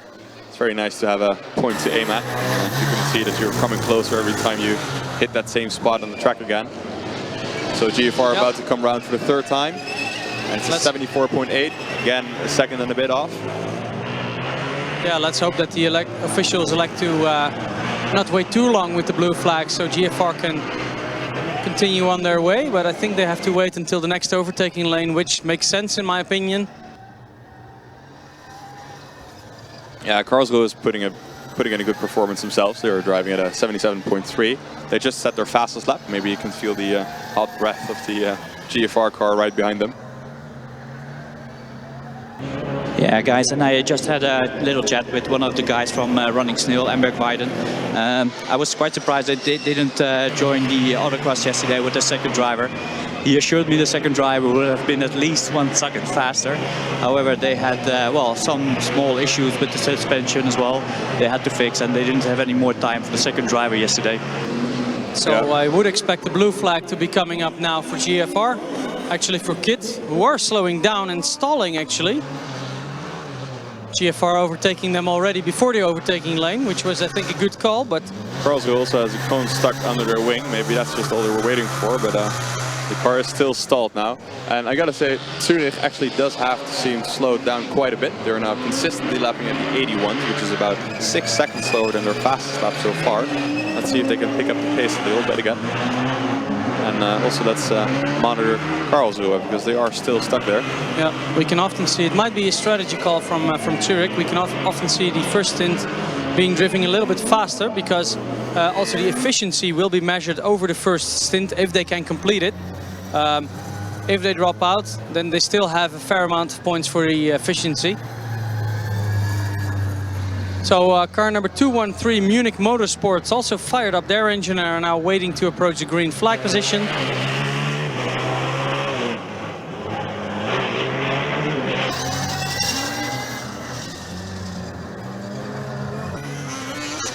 Zurich slowed down by some yellow flags a little bit this time around as Amberg Ridin comes around. Last lap was a 77.5. Now they are at the 80.6. Yep, they too affected, of course, a little bit by those yellow flags around the Karlsruhe car there. I think the driver is being given some time to try and restart the car because the marshals haven't touched the car yet. It's not a particularly good day for some of the local teams. Heilbronn having, unfortunately, a DNF in their very last lap. Now we can see Kit being pushed away, so that's a DNF as well. Green team, of course, in DF, DHBW Stuttgart. Kit Electric, I think, finished. So we only have the Ren team left to uphold the local performance here. Yep, Karlsruhe combustion was only 2 laps and a little bit away from home. Luckily though, the guys from UES Munich, the combustion car 213, they have managed to start their car.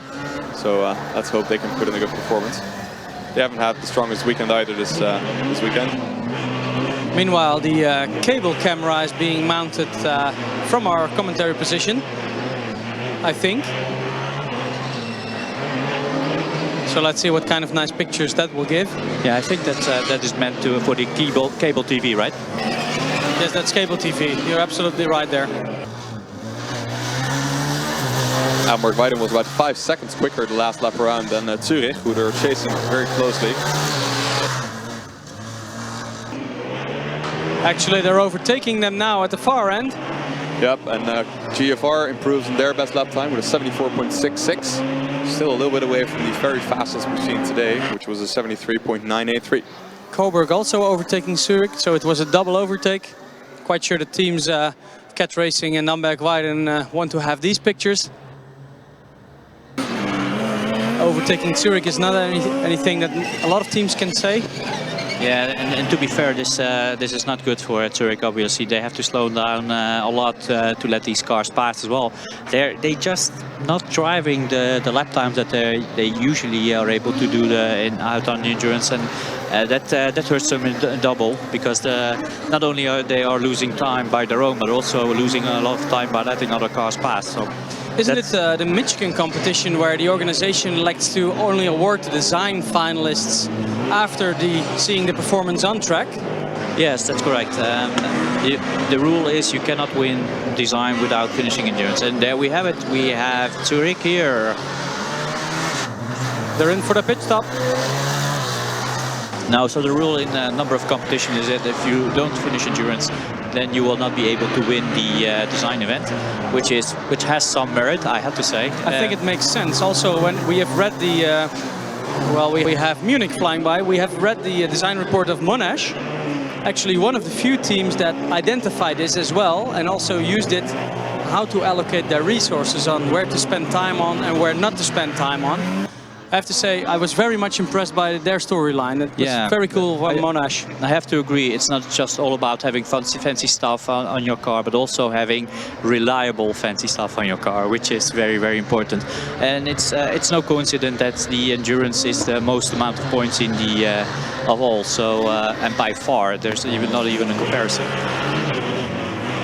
It looks like Vidant is even held up a little bit by Cat Racing, or they have just overtaken them. I don't think so, Steph. And then Vidant is able to keep up with them. Yeah, but actually Cobra is looking very good because their previous lap was at the same pace of GFR. They both are lapping around the 74-something pace. Luckily Cobra wasn't held up too much, still sub-75 lap. I am impressed by the pace of Vidant. Thijs, how does that compare with the electric car from Karlsruhe we saw before? Well, I gotta say, first of all, I am too impressed by Vidant, but I think we're gonna see Cobra pull away from him a little bit, comparing him to the Karlsruhe car from earlier. Well, that is a while ago. Though they drove the fastest lap of 78 seconds, so that means that the Vidant car is indeed a bit faster. They already put in 3 77-second laps. Okay, sorry to interrupt. 213 now exactly. On track. Yep, sorry, Steph. No worries. They have just restarted. They were in the horseshoe. They stalled. UES Munich. Luckily, they are now back on track, and they have rejoined. I can see TU Hamburg having trouble. Yeah. The driver going shaking off his track. head, and himself just parking the car by the side of the road in front of the Karlsruhe car. And judging by his gestures, the driver seems to have no faith whatsoever that he can actually continue this race because he is shaking his head, holding his helmet, and he just stopped the car. We give them a big cheer to Humber, car number 78. That is terrible because they were actually on their very last lap of the endurance, putting in a solid performance, even though the last couple laps were a little bit slower than the previous ones. But that is very, very sad. They only had about a third GFR. Yep, they are for the driver change. And oh, they actually set the, oh no, Cobra sets the fastest time of the day with a 73.966.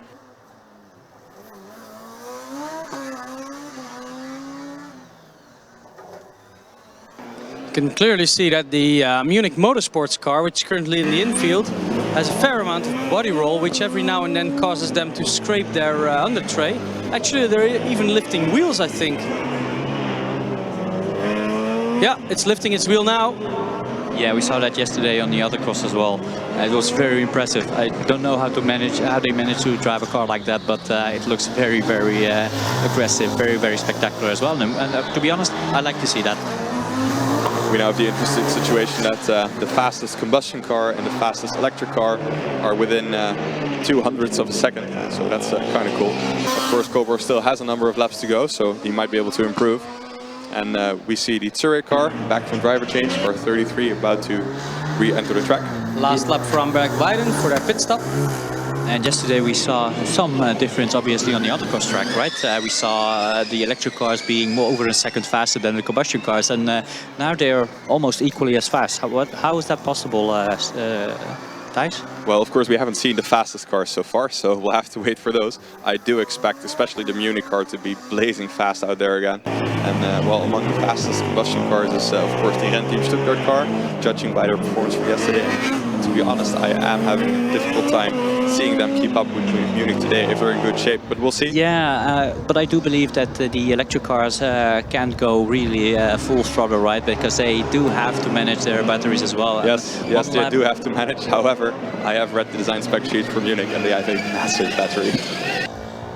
So we will see what will happen later on. I still believe that the combustion car might have a slight advantage in the endurance, but we'll see. We'll see. It's going to be exciting. GFR is in their pit stop. Second driver is now in. The marshals are now checking for all the safety harness and restraints. I think everything is looking fine for them, so if they manage to restart, which can be a tricky thing with single cylinders.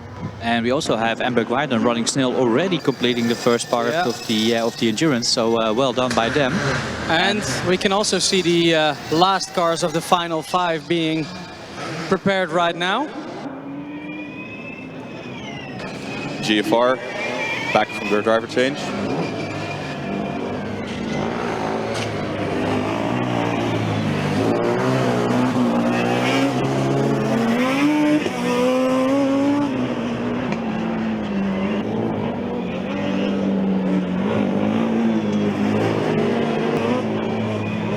GFR is on track again.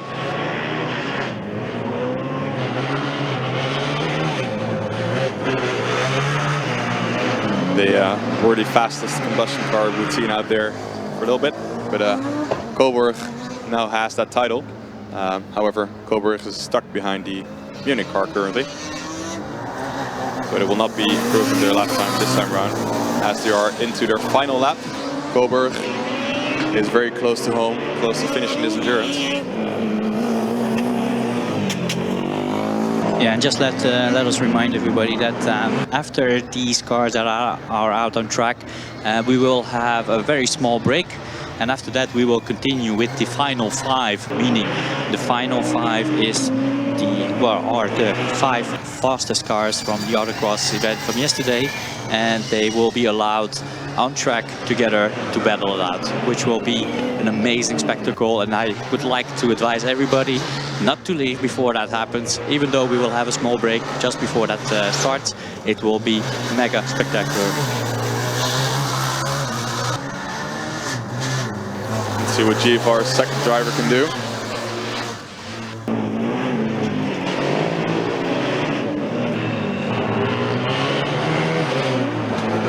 We'll now just have to navigate the last few turns of the track here. Yeah, GFR's second driver, a little bit faster even than the first lap. The first driver, as Cobra is about to see the checkered flag, they're across the line and they have finished the endurance. That was a great run from Cat Racing. Very impressive, very quick, very smooth. Yeah, and they were performing well all week, right? No problems in the statics. Very well performing on all the dynamic events. So well done from Cobra. What an amazing team. Cheers for them. Yeah, the Ocelot proved to be a very agile cat. Yeah, very impressive. Meow. Indeed. They drove below the 76 mark on average, and their average is even faster than the GFR average so far, but they still have a bunch of laps to go.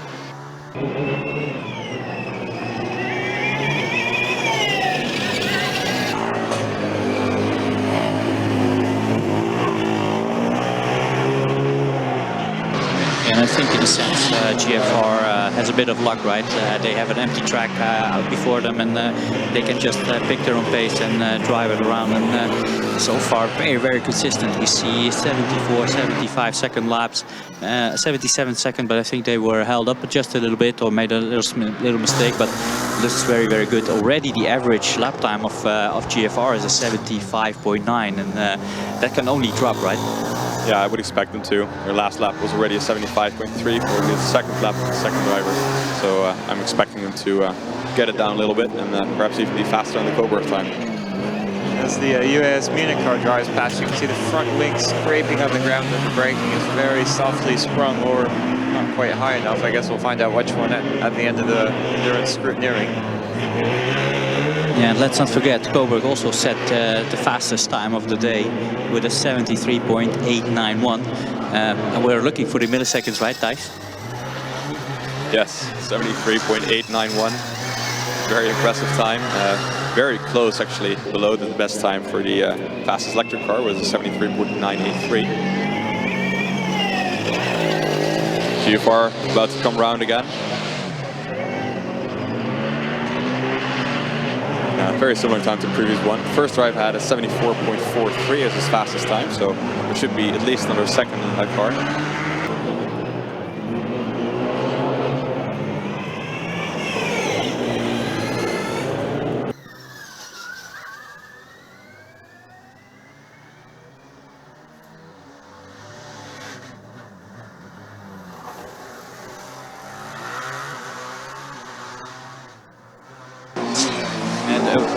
Yeah, Munich really is scraping a little bit. Yeah, that's probably because of the body roll that that Austin just indicated, right? And I think we see the car from Ridin driving around as well, 75.7, which is really fast. Well, yeah, it is actually their fastest lap so far in the first lap of the second driver, so that is very impressive, and we should keep an eye on them. I'm looking forward to their second lap for that second driver. This was the second Autopilot driver as well, as the team captain indicated to me. He was about to start the Autocross.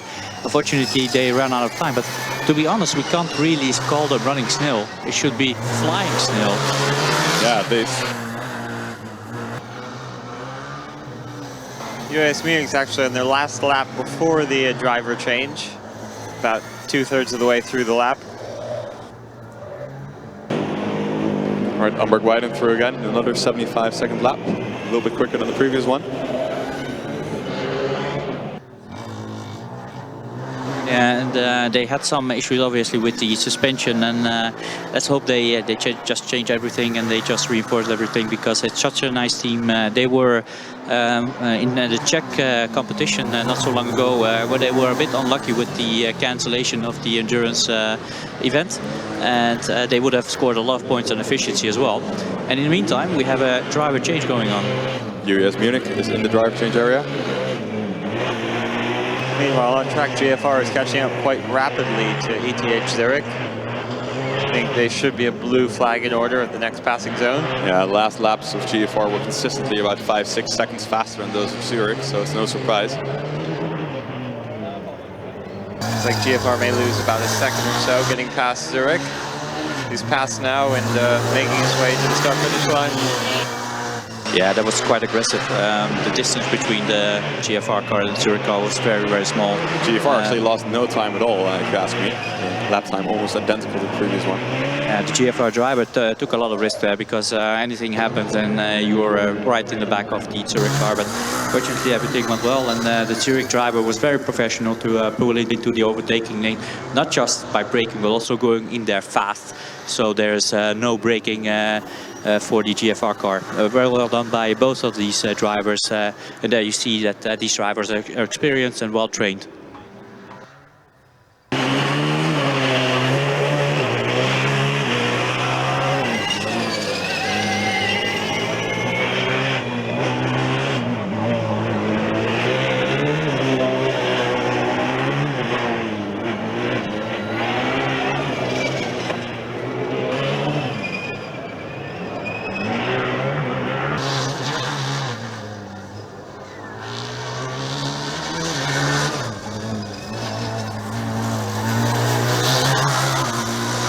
Comes GFR again to finish another lap.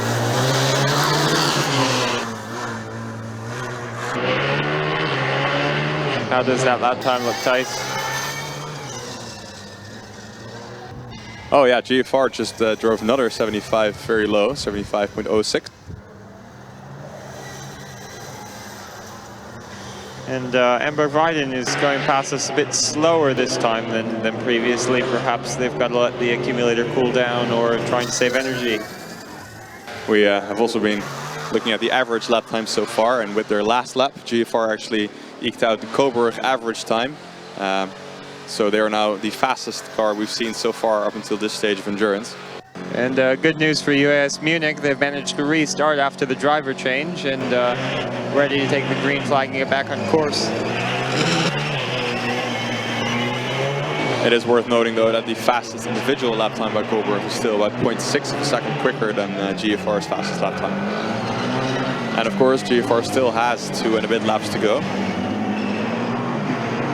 And as always, they keep sounding louder and louder towards the end of the endurance. I don't know how they manage that, but it sounds really loud to me now. But we're kind of used to that, so nothing new there. So actually quite a trusted sound there from GFR getting louder. Well done. Yeah, you can definitely tell it's GFR on track, even if your eyes are closed.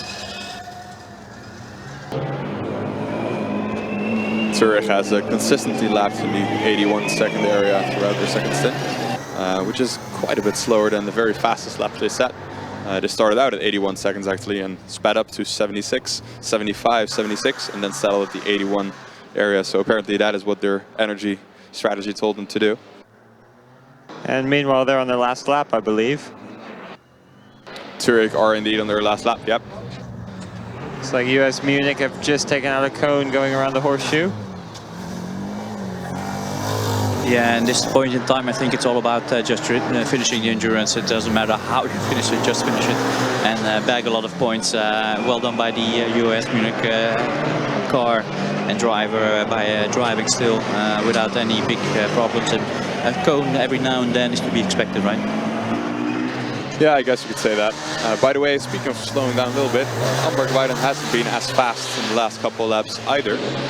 They too were in the 77s and 75s even very briefly, but they have now settled back into the 78s, 79s, and now 81s for the last couple of laps. So let's see how that develops.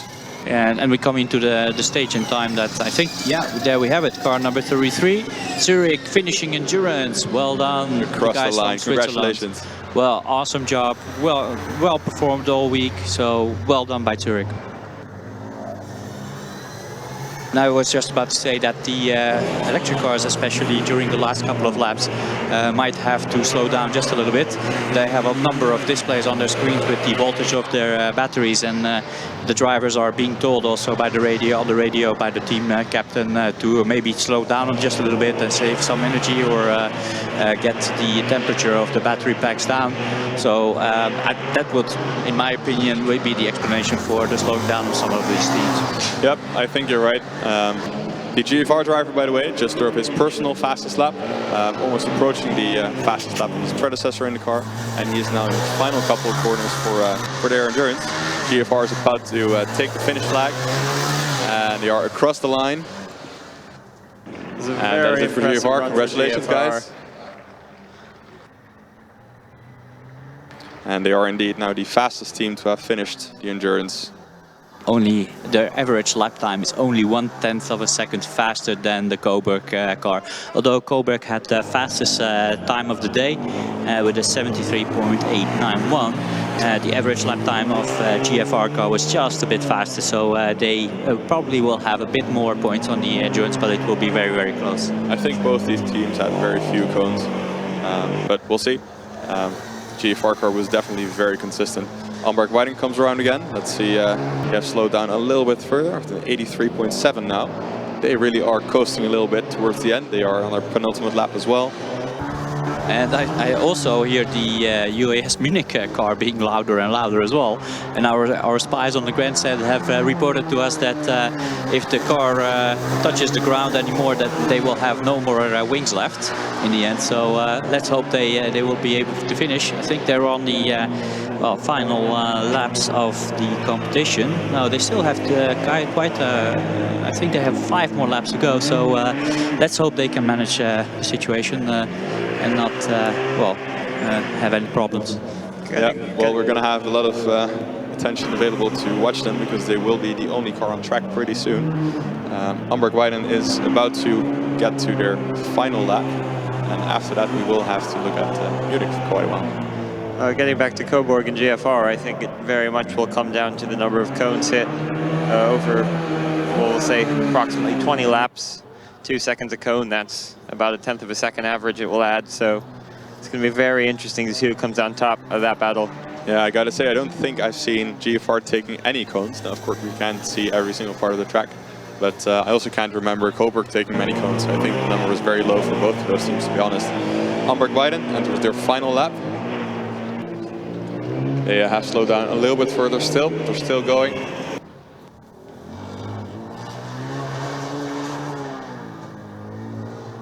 And I'm trying to listen to the car of Munich, but I'm not sure, Austin, maybe you've been listening to them. I'm not sure whether I can hear them shift at all. That would mean that they are losing a lot of times on the straight, and yeah, I think they do have some issues with shifting. Yeah, they're in the rev limiter all the time, so let's keep an eye on them because this will definitely hurt their lap times. Oh yeah, they have actually slowed down significantly. They were about 10 seconds slower the last lap than they were the previous lap, even though they set their personal best the lap before that. So up until recently, they were going very quick.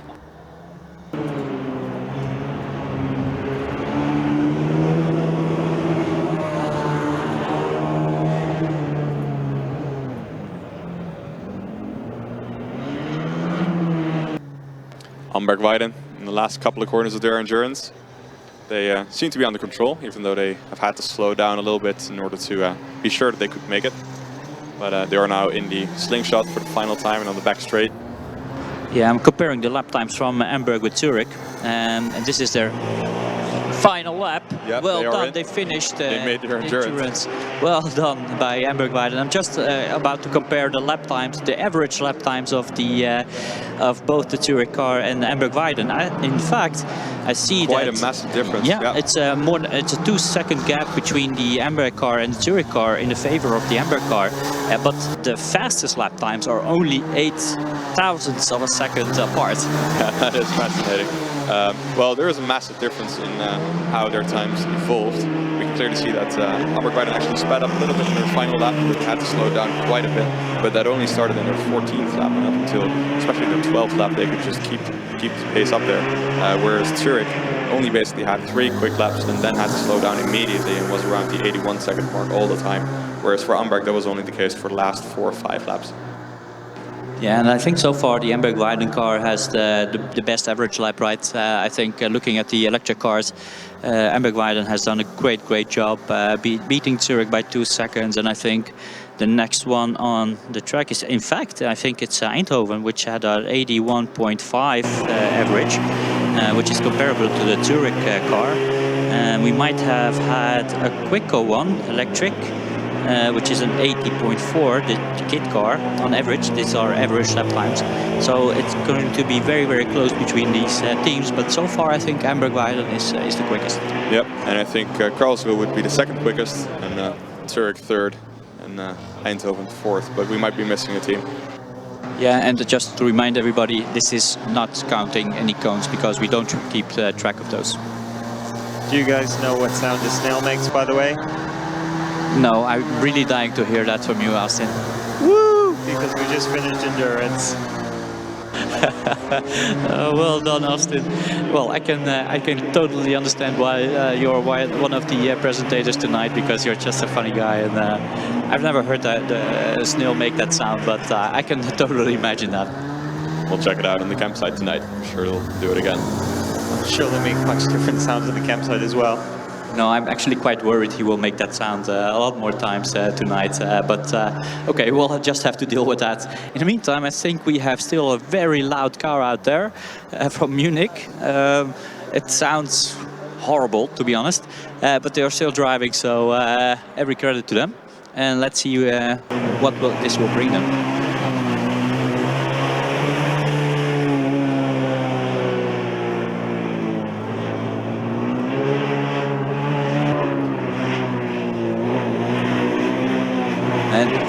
This car still has 3 laps to complete, or 2.5 as we speak, and I just hope that they don't run into any overheating issues, because running this car in the rev limiter all the time must not be a very good experience for the driver and the car as a whole. And it's very, very loud. I will just not commentate while they're past our position, because you won't hear anything. Yeah, you can clearly hear the car being in the rev limiter already about halfway to straight. Well, one advantage of not being able to accelerate too much is not having to brake either. We saw the car going into one of the first chicanes here without any braking at all. He could just go in full throttle, and still 2 laps left for them.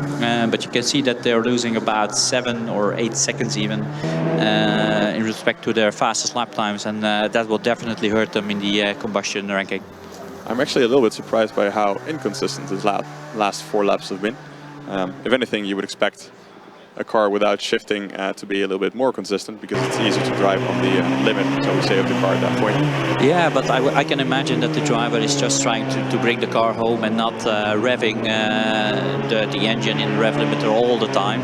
So he might be able to take a little bit the speed back and not over revving the engine, because that will definitely cause you overheating issues. So maybe he has a temperature sign on his dashboard and that he's looking at, and maybe decided to just bring it home. Yeah, you might be right. He might be actively nursing the car home.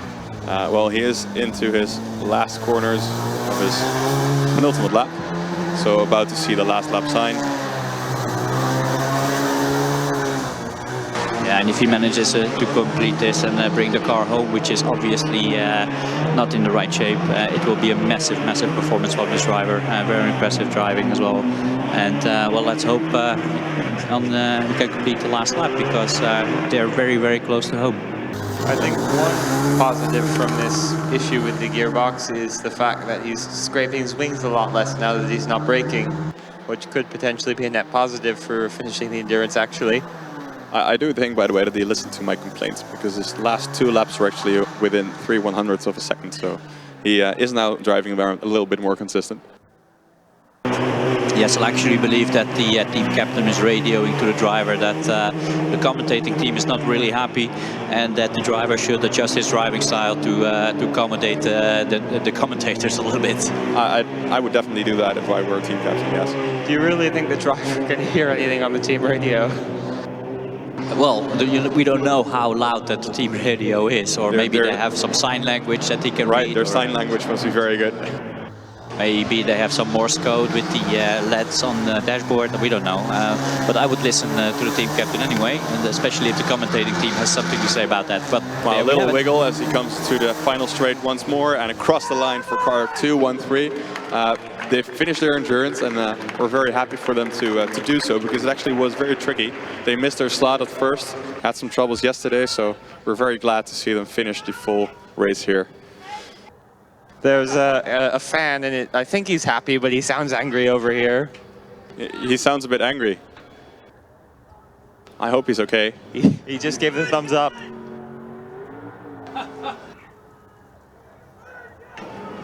Yeah, well, you never know with these Germans whether they are happy or angry because they shout all the time. And well, I hope at least that they are happy with this. So well done from the Munich guy, and I can see the guy smiling finally after having shouted a little bit. So well done by the UAS Munich. That was very exciting. Well done by the team and the driver to get that car home. Well done. All right, so now we have a little bit of a break as we prepare for the final 5.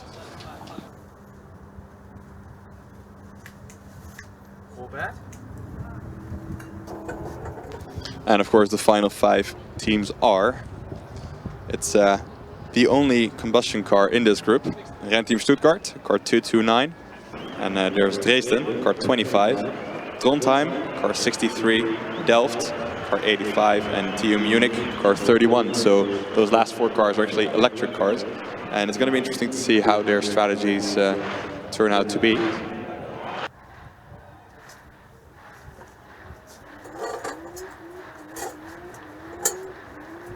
It's a very impressive Icelandic clap going on in the north stand.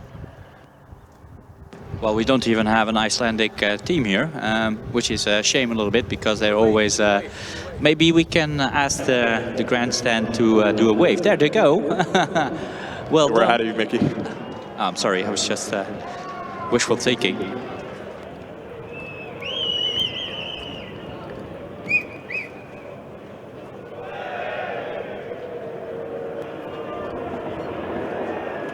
That's quite impressive from over here.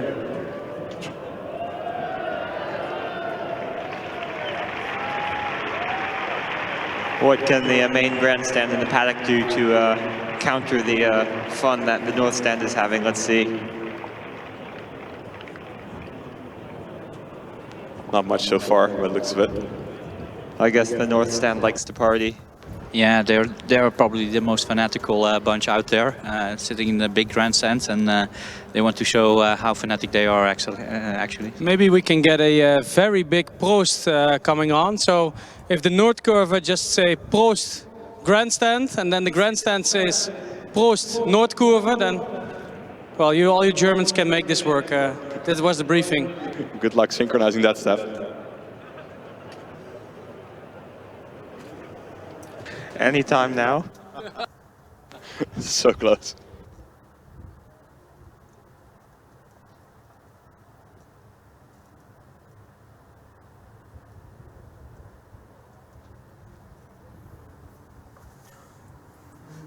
Yeah, in the meantime, we will just head downstairs because we have been sitting on this tower for a long time, and we will go downstairs and let's look at the cars a little bit. Austin, what do you see? We already see the car number 229 from Stuttgart. Yeah. And tell us what you see. This is the, I believe, the only combustion car in the Fast 5 from Renteam Stuttgart, car 229.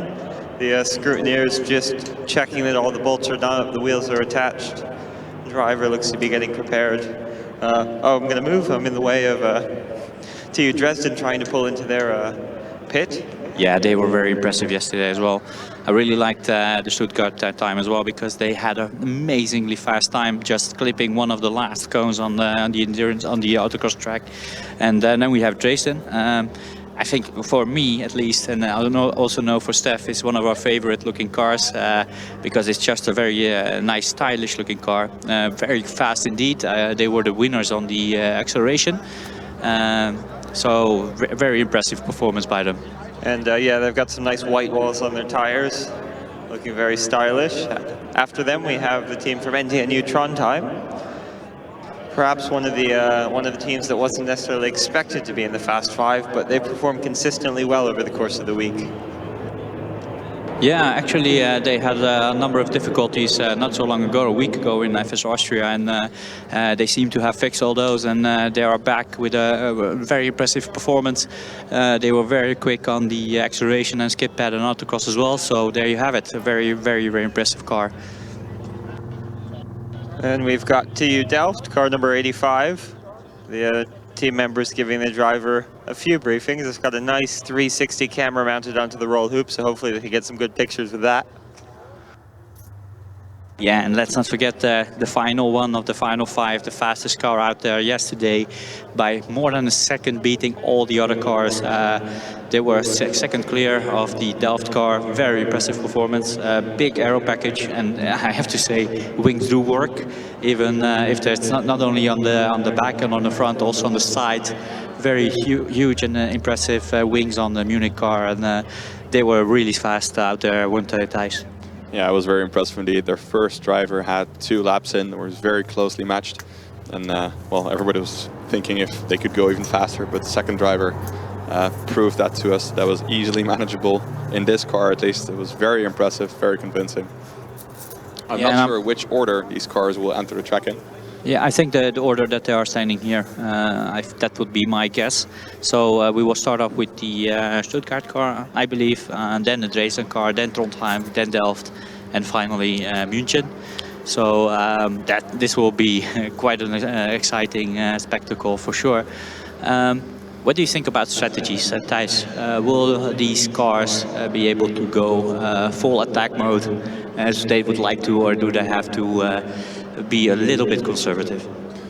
Yeah, it depends. I think we discussed before the battery pack for Munich specifically. They have a particularly large battery, and as long as your battery is large enough, I think you should be able to overcome whatever drag your massive aero package induces.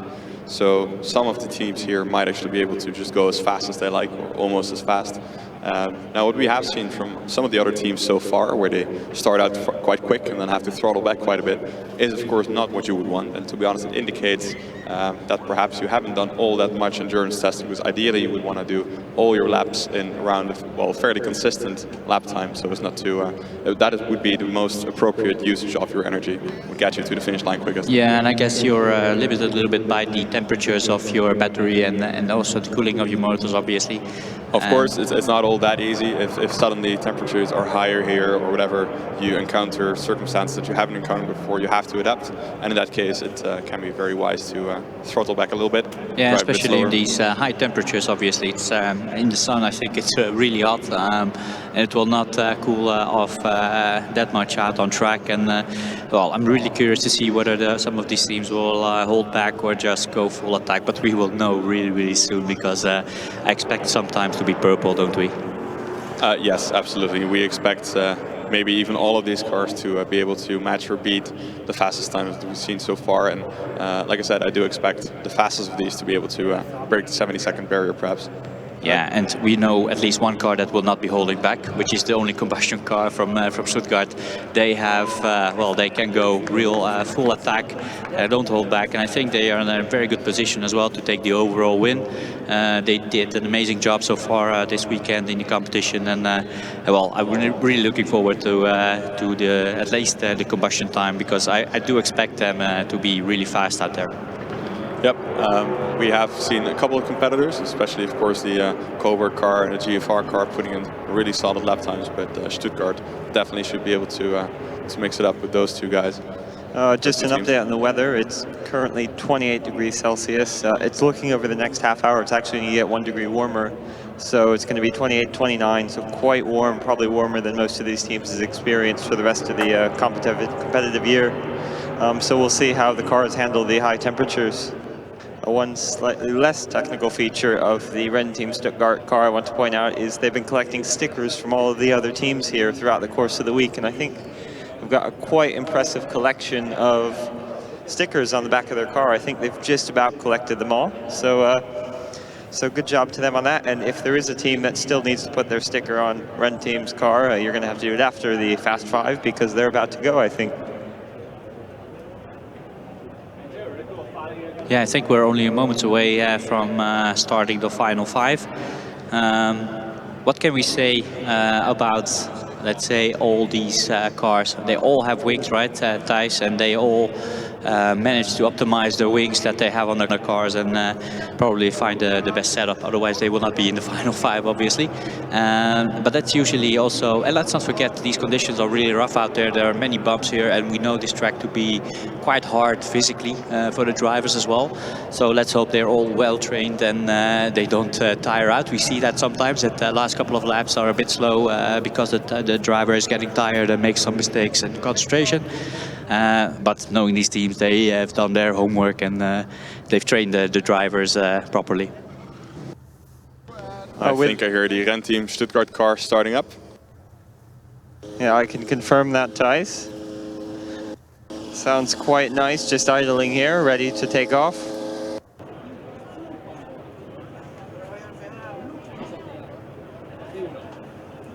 Yeah, and we will just take our position at the track as well, as we always do. It's sort of a tradition by now that we stand quite close to the to the track or upstairs when we see a lot, and we will be restarting this endurance, but with the final 5.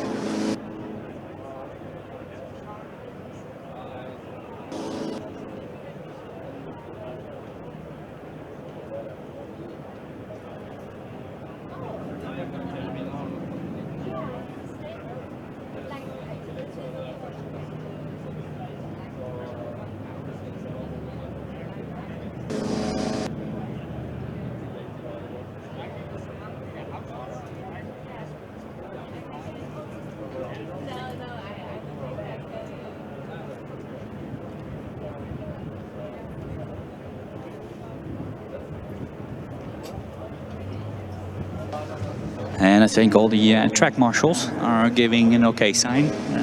Yep. We will be also listening to the track marshal official channel. So anything that we hear, we will broadcast to you as well, as long as it's safe to broadcast, obviously. The driver has just been given the visor down signal by the starting official. Looks like he'll be waved forward imminently. Now got the thumbs up. I think you can hear him revving his engine just in front of me. And there he's off. He's going to make his way to the green flag. The next few takeoffs should be marginally quieter, I would imagine. Yeah, first car on the track, Uni Stuttgart. Here we go, final 5, ladies and gentlemen. Welcome to the spectacle. And Dresden is now pulled up to the starting line as well. No dramas there. Yeah, and they're off again. We will have all 5 cars within the same lap started as well, so they will only be apart like 10 or 15 seconds. And also we have Trondheim coming up to the line, also rejoining. So we already have Stuttgart, Dresden and Trondheim out there, and Delft coming up as well. And TU Munich has gotten moving as well, so no dramas leaving the pit boxes. And we have Delft out on track, car number 85. Very nice looking car. Looks like the bathroom of my grandmother. And we have TU Munich, last car, fastest car of yesterday. So, ladies and gentlemen, we have 5 final cars out on track. Steph. And the strange thing is we have Dresden in there, we have Trondheim in there. Wow, this is cool. Yeah, it's a bit of a surprise for a lot of people, but we've seen them earlier, right? So we weren't that surprised. We already saw the potential of Dresden last year, and this year it come to full growth. This car this year is doing so well, and also Trondheim. We saw them before. We saw them in Austria, right, a week ago, flying out there as well. Yeah, we are definitely missing some of the usual suspects. Obviously, we saw Green Team earlier, and maybe Kit Electric that we would expect here. But nevertheless, these teams are so fast and so evenly matched. It's just amazing. Ren Team crosses the line with a first lap time of 76.8. TU Dresden with 76.0. Let's take a gamble on what is the first overtake to be happening. I think it might be TU Graz that's catching up on Delft. Trondheim with a 78.4, so a few seconds slower, and Delft with a 78.8. Of course, I meant TU Munich there. Sorry for that. TU Munich with a... Wait for it. Suspense is there. Wait for it. 80.9, so... Yeah, so actually Delft is pulling away a little bit from me. That was a bit of a typo, I guess. It's a 74.3 was the time of the first lap for TU Munich. Wow, that's already very fast. I think the fastest lap time now is the Munich car. They are about 4 seconds faster than the Delft car and the Trondheim car, while Dresden is doing a 76 and also Stuttgart is doing 76. And there we have Stuttgart for the second lap. Trondheim is slowing down, guys. We have seen that, doing that before as well, already a couple of times in Austria. Delft will be a little bit hindered, as will Munich. Delft will be rerouted around the Trondheim car. No, they won't, but they hopefully will get the blue flag. So they can pass by. We saw that Trondheim as well in Austria a couple of times. The Trondheim car stalling and restarting again. So they have some kind of magic reset button on there. So Delft overtaking Trondheim. Trondheim has to wait until TU Fast can pass as well. Let's see if they can catch Delft, or maybe Delft is picking up the pace a little bit.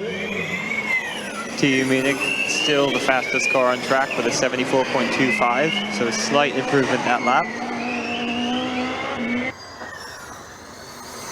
So let us check what is the difference in pace between Delft and TU Munich. So far now overtaking. I think race control wants to assess the situation a little bit better.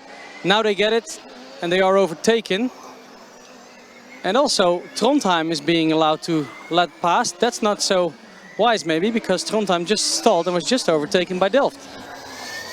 Yeah, it's a very peculiar situation where Trondheim was holding up both of the cars, and now actually Trondheim is one of the cars that is able to follow the Munich car, and Delft is just a little bit behind and trying to pick up the pace, but that Munich car out there is just flying. It's just amazing to see, and Delft seemed to be struggling just a little bit to keep up with the pace, but in the end we still had a lot of kilometers to go on this endurance, and we still have a lot of laps before us. I'm actually amazed that Trondheim can follow TU Fast so well.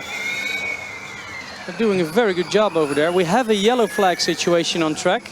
That must be for the Dresden car, which I cannot see driving. I can see the rear wing distinct orange and white. Well, that yellow flag has come out. Before the yellow flag, TU Munich just had the fastest lap time of the day, a 72.958. Yeah, and I see the rescue team working on the Dresden car, so that means a suspension failure. I saw the front of the car being lifted by the rescue team, and that's really unfortunate for the Dresden car, because they will not be able to finish endurance, but they have performed so well. So fastest cars on track in the electric class are TU Fast, closely followed, very closely followed actually by Trondheim. I think they should be given a blue flag, and we have a combustion car, obviously the fastest, from Renteam Stuttgart. Delft has a little bit of issues in following the pace.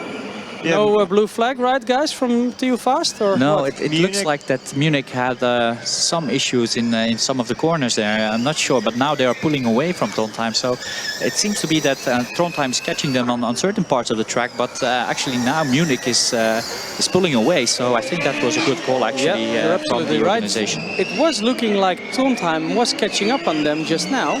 Yeah, that lap time for Munich was 4 seconds slower than what they had been running. It was a 76.8.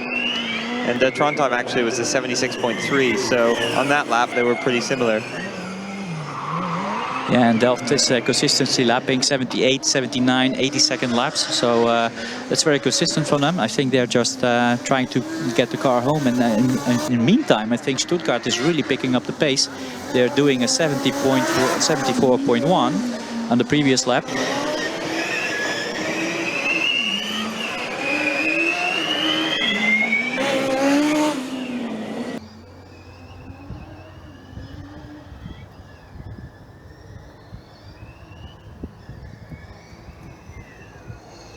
Yeah, we see very similar lap times from the Trondheim and the Munich car. Although now Munich is really pulling away from the Trondheim car, so it must have been a temporary glitch, Steph. Yeah, you're absolutely right there. And also, they are followed, of course, now by the Delft team, who seem to have found a little bit of pace, but they slip and slide a lot more than the Munich car and the Trondheim car. You can clearly see that. So TU Munich have just reset fastest lap at 72.049, so I think it indeed was a sort of isolated issue they had on the previous lap. Certainly pulling away from Trondheim, who's also improved their time to 74.5. Boy, that Stuttgart car looks very well. Yeah, it's just, it sounds well as well, because it's the only combustion car out there, so the only one making a little bit of noise. And that engine is sounding so great. I know from some of the alumni would actually kill for a ride in the Stuttgart cars. I will not name the name because then I will give the secret away. But it's such an impressive car.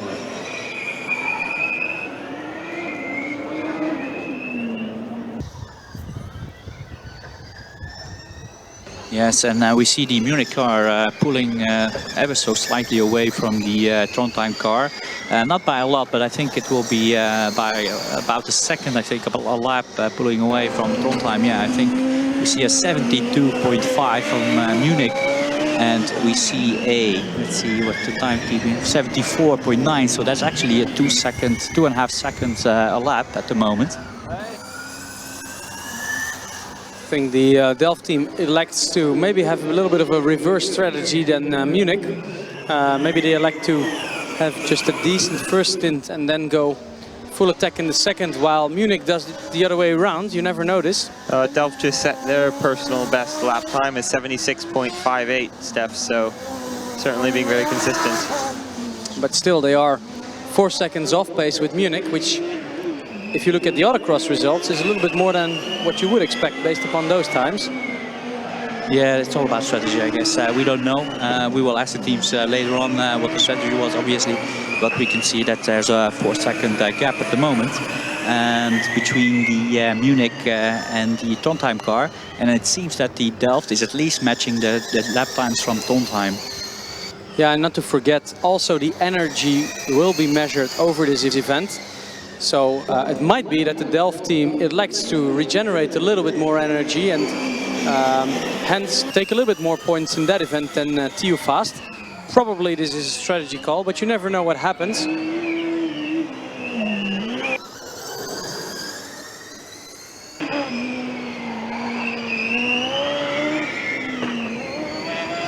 Then again, I have to say, I do think that the TU Fast car is the fastest car on track here in the electric class.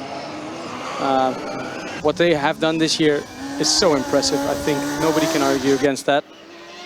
But it also accounts for Ridin, who unfortunately dropped out, and definitely also for Norway, for Trondheim, who done very well as well in Austria. Unfortunately had a either a DNF or a DQ. I think the IMD tripped with them. Stuttgart with another 74-second lap. They've been very consistent over the past 5 laps, all within about, well, all within the same second.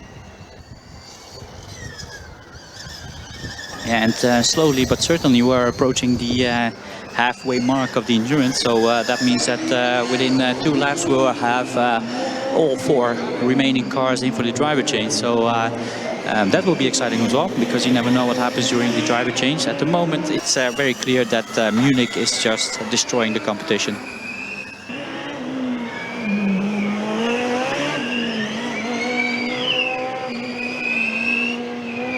And we can see the latest lap times from Munich being 70.0, 74.0. Delft doing a very consistent 76-second lap, although it is their personal best at the moment. And Trondheim is doing a 75.9, which is still very consistent and very impressive. And we have a lone warrior in the combustion class being being Stuttgart out there doing a very consistent 74.3. Yep, and they're in the pit stop now. I'm looking, standing from 2 meters distance now, together with Austin. A little bit more hurry than we usually see. Drivers are fiddling about. It's got a very satisfying hot race car smell. I think that's a good thing. Nothing burning, just pleasant. Let me see if I can stick a microphone Munich here. is the second car pulling into the pit stop.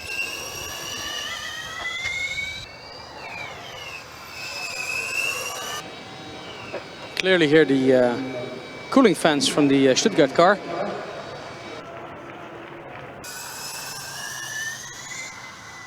Trondheim, the third car into the pit stops. Everything looking pretty normal for TU Munich so far.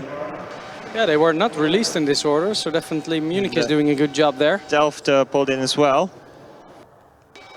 And of course we can be waiting for Dresden for a long time. They will not come anymore. Unfortunately, they had the DNF, so we have 4 cars left. Yeah, the scrutineers seem to be happy so far with everything on all the cars. So I'm standing here next to one of the Rennteam Stuttgart team members. What's your name? I'm Chris, hi. So, how's it going for you?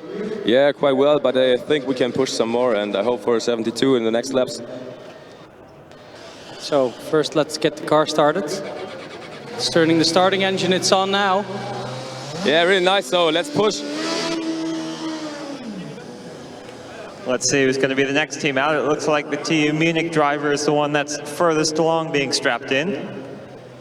The first driver seems to be taking off the access panel to adjust the pedals for the second driver. This may take a little bit more time than I thought. So also we can clearly hear the cooling fans on the car from Trondheim. And probably for the battery. And that was a really quick driver change from the Stuttgart car. That was probably a world record in the Formula Student for changing driver. They're already out and they're already halfway their first lap after the driver change. So this is very impressive by the Stuttgart car guys. They don't take any chances, do they? They just want to be fastest in everything they do. The TU Munich driver from the first in is briefing the second driver. He's got the access panel covered back up. I guess got the pedals adjusted appropriately. Let me see if I can have a word with the first driver. Here I am with the driver for the first in from TU Munich. You were flying out there. How did it feel? Felt pretty good. What were the lap times exactly? I don't know. I think you were in the 72s, wasn't he? So yeah, you're by far the fastest car out there. Sounds great. Well, best of luck in the second stint for this other driver. Thank you very much. And Steph, you're standing next to the Delft team. What do you see? A little bit of a worried face in the first driver. Definitely had a bit of a difficult time in the car. The Munich car has just activated its tractive system active lights, flashing red, the siren, and it's off back to resume its endurance run. And in the meantime, we have Trondheim out there. They finished the driver change and also pretty quickly, I have to say, and also followed by TU Munich. So we have 3 cars out on track. And also I think Delft is about to rejoin, so they restarted their car without any major issues. And they will be allowed to rejoin the endurance. And Steph, maybe you can do a small interview with the first driver from Delft? So I'm standing here with the first driver from Delft. Matthias, how did it go for you? Yeah, the car was quite nice, but we had to do quite some saving, so couldn't go to the limit. Yeah, we speculated a little bit on that. Was that a strategy call that was briefed to you beforehand or during the race? Yeah, that was all according to plan. So accelerate, fast out of the corner, then lift, easy braking, regenerate a lot of energy. But apparently the others could go quicker, so I'm curious to see how they finish their endurance. So let's take a look. Thank you, Matthias. Go back to the on-track action now. And in the meantime, I think we have a personal best from Stuttgart, which is a 72.9. They're already within a second of the fastest lap time from Munich, which is very impressive. And the guy that we interviewed already told us that the second driver will be able to push a bit more because the car was feeling good and very fast as well. So it's very, very impressive already on their second lap time after the driver change. A very impressive lap time already. I think Steph tried to have a word with the driver from Trondheim, but he wasn't interested in speaking. They are so eager to see the rest of the race. They say race first and then we talk.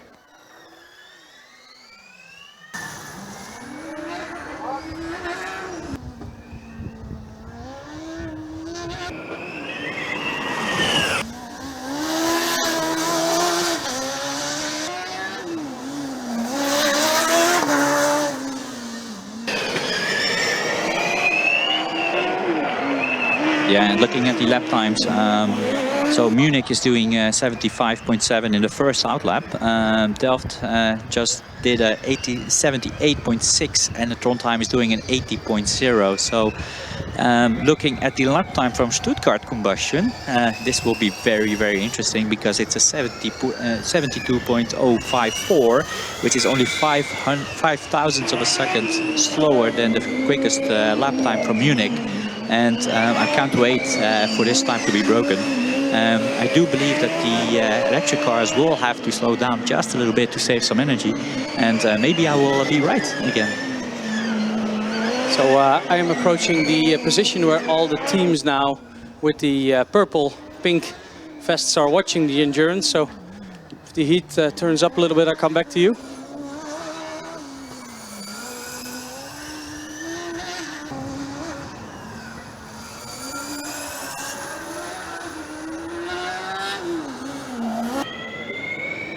Yeah, and I see an 81.7 from Delft, which is a little bit worrying because instead of accelerating, they seem to be slowed down a little bit. And yeah, there we have it. Stuttgart improving the fastest time of the day to a 71.5, which is half a second faster than the fastest Munich time, which is very, very impressive indeed. Yeah, they're all of the drivers are looking impressive out on track. I know you guys are looking at the timing screen. I'm looking at the cars going around, and I've not seen a car go wrong. Although there's been some sort of accident or some sort of spin. The hairpin, I think it may be the Delft car is stopped at the hairpin, just on the top of the north stand. Yeah, you're absolutely right, Austin. I think I can see the Stuttgart car, but I think Delft is driving again. Yeah, they've. So it must have been some kind of spin. We couldn't see it from here, or some kind of stall. I think I see the DRS being open. I'm not sure whether that's correct or not. The car is definitely not going at full racing speed from Delft at the moment. Yeah, I can definitely see the DRS being stuck in open position. Let me take out my binoculars and look a little bit closer. I think Ren Team Stuttgart is still going at full racing speed.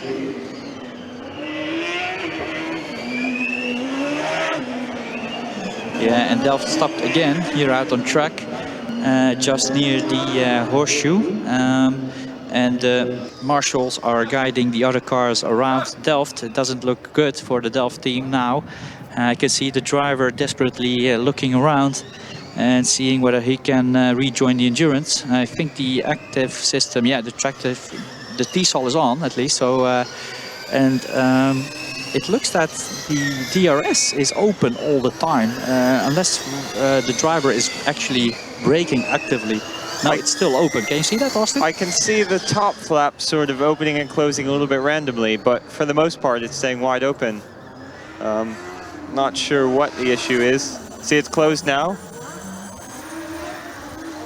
Yeah, we're trying to take a look at the car, what really is going on, but it's really, really slow at the moment. It's just cruising, so not sure whether it's a battery issue or something else, maybe something mechanically wrong with the car, but definitely not good. And I think it will hurt them a lot in endurance. Let's hope they can continue and they can finish. In the meantime, let's look at the lap times from the Stuttgart car, again improving by another 0.2 of a second. Very impressive, 71.3. And I heard one of the team members saying they were aiming for the 70-second mark. And Stuttgart is now stuck behind Delft, not quite to a blue flag. Oh, there's been Delft has stopped again. No, she doesn't want to go anymore, so hopefully they can bring it home on so-called limp mode. But their overall standings herewith are more or less destroyed. So yes, definitely. And with every lap, the podium gets out of sight as well. And that's such a shame for them because we know them well and they've worked so hard to be here and compete with a very competitive car. They were very, very fast in the other course and now they're just limping. It's very, very sad to see at the moment.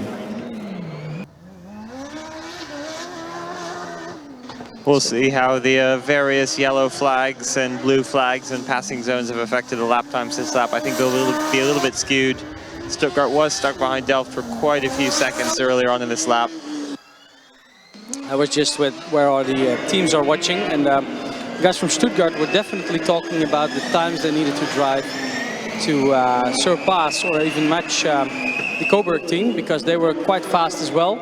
at this moment, though, Stuttgart, on average, are per lap 1 second faster almost. Sorry to interrupt, Steph. Delft has just stopped again at the entrance to the slalom. Both TU Munich and Trondheim have gone slowly past, observing the yellow flags. Delft is now on their way again. Yeah, so we could clearly see that the Delft car, ever since the driver change, slowed down already on their in-lap, or their out-lap actually. It was only 81 seconds, significantly slower, and now it stalls again. Yeah, he stopped at the beginning of the horseshoe. The H3 system active light has just turned off. Oh, he's turned back on. He must have reset the car. Marshall's already preparing to have the Rennteam Stuttgart car go around the side. Yeah, and just had a little chat with the Delft guys, and they're looking at the telemetry, which all these cars have, obviously, and they can see that one of the cells of the battery pack is somewhat lower in voltage, a lot lower in voltage than the other one, so that might be the problem. And obviously there's a safe mode on these cars that when such things happen, that they slow down the car, and that's unfortunate because, well, it's only one cell, but there you have it. Meanwhile, Rennteam Stuttgart just took the last lap board, now on their final lap. Delft driver stretching his neck while making the chicane here. I think he's quite bored in that cockpit. Then again, he doesn't need to do a lot there. He's probably just gonna try and bring it home, but it keeps stalling and stalling. Now it stops over there near the Volkswagen stand. Yeah, this is so frustrating for this driver. We know this driver. Yesterday we were asking where they found this guy. Well, they found him at the supermarket in Zoetermeer. Really fast driver, and must be very frustrated at the moment in the car, and it's such a shame. Yeah, so Munich flying by again. On the other end of the spectrum, we've got Rennteam Stuttgart just coming through the slingshot for the final time. Driver makes his way around the last chicane and crosses the line, and Stuttgart finishes endurance. It was a great run from them. They really had fast lap times for the first driver, but the second driver stepped it up a further notch. Yeah, what a great performance from Stuttgart, beating the best time of the day, and I don't think anybody out there will be able to beat that time. They were faster, 0.7 of a second faster. Yeah, and on average they are about a second faster, 2.1 than GFR, and 2.2 than Cobra. So they did a very impressive endurance. So very well done to the Rennteam Stuttgart. Yeah, and that will back them a lot of points as well towards the overall ranking as well. I have no doubt in my mind that they will be one of the top contenders for the overall win in the combustion class. Well done by Stuttgart. Well, one of the usual suspects as always, but you still have to do it every year. Looks like Delft has stopped again, sort of in front of the north stand. Driver is going. And don't forget that they need a couple of laps. They need 1, 2, 3, 4.5 laps still. Meanwhile, Trondheim has just been shown the last lap board.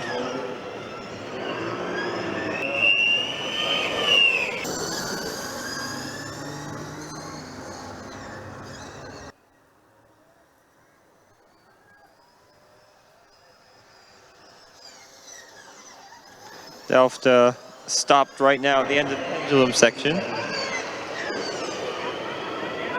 More yellow flags being shown. These may actually sort of end TU Munich's chances of catching up to Stuttgart, if there were any at all, these yellow flags they're having to deal with over the past few laps. And Trondheim now approaching the back of the Delft car, who's pulled into the passing area, so Trondheim can get past. Trondheim should now have a clean run to the end of the lap and the end of their endurance. Yeah, that would make for a nice picture for the Trondheim guys. So I see a finish flag being prepared, both for Munich and for Trondheim. Surely TU Fast will make it now. They are completing the endurance in a very impressive run. Car number 31, TU Fast. Yeah, well done by TU Fast.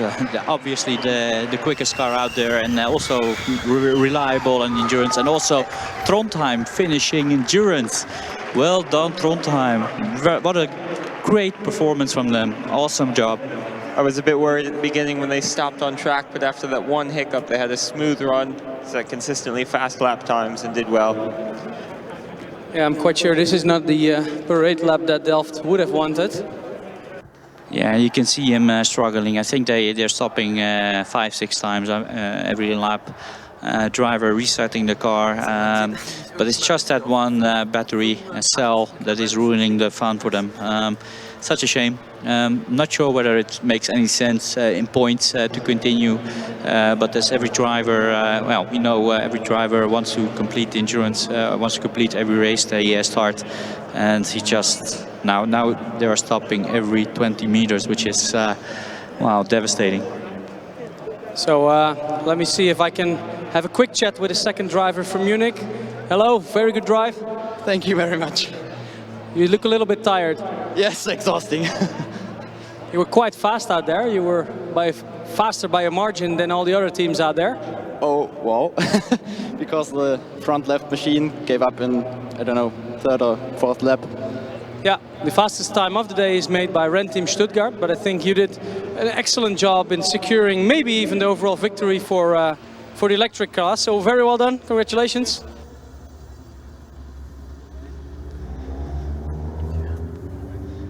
Delft is now making their way towards us once again, going up a small incline. You can see a meatball flag being prepared as well. Yeah, definitely. I can imagine that the electric scooties might want to take a look at the car, make sure there are no hazardous situations. They're not really hindering anybody at the moment, so there are no other cars driving, but I can understand this meatball flag. It must be very frustrating. I'm not sure whether they will be allowed to go out again. Just been a piece of metal fell off the rear wing of the Delft car as well as it pulled into the pits. I'm not sure what that is. Let me take a closer look at the meatball situation here. You can see the kill switch is now being turned. Yeah, I don't think they will try to go out again. I'm looking at the team and they're having a little conversation with the driver, and I think that's about it for Delft. Yeah, I think that it's just being confirmed. It's no use to go out again. The push bar is being brought to the car, and that's it for Delft. Give them a big hand. They were a great competitor. And they were in the final 5, and they were up there in every static event. So well done, Delft. Unfortunately, didn't finish endurance. Better luck next year. Yeah, it was a valiant effort by the driver to get as far as he did anyways. He was really taking care of the struggling car.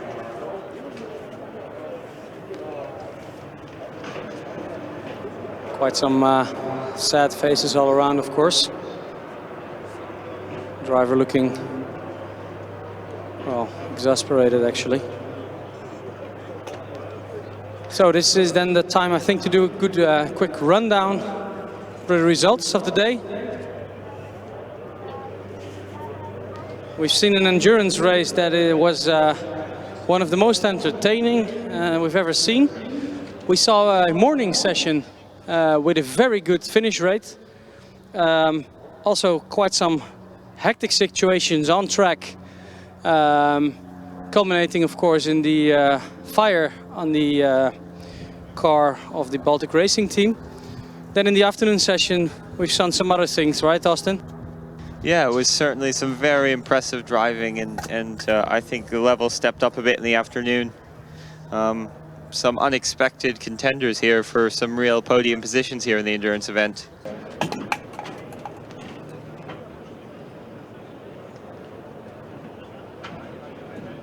So fastest lap of the day in the combustion class and overall. Renteam Stuttgart is 71.3. Second fastest lap time of the day. Also the fastest lap in the electric class. TU München with a 72.0. And with that we conclude all the dynamic events of the Formula Student Germany event. We thank you all for being with us, both here on the grandstands as well and on the live stream. And we'll happy to see you at the award ceremony that you will host actually tonight, Austin. Yeah, I'll be hosting the award ceremony. I look forward to seeing everybody there, and we can have a bit of a party. I think there's lots of fun to be had. See you later on.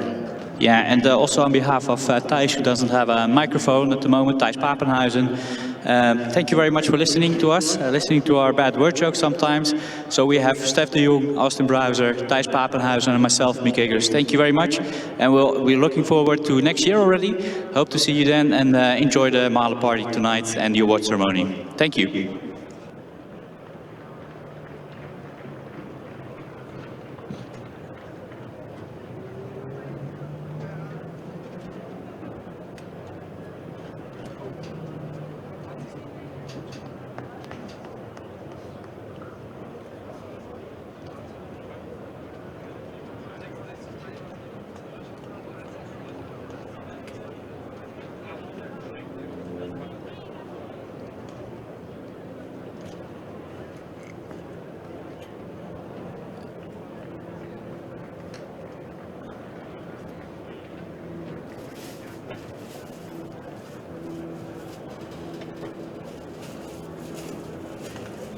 Wird jetzt beendet. Bitte Kameras abbauen, Zelte abbauen, alles möglich ordentlich abbauen. Achtung, da liegt Glasfaser.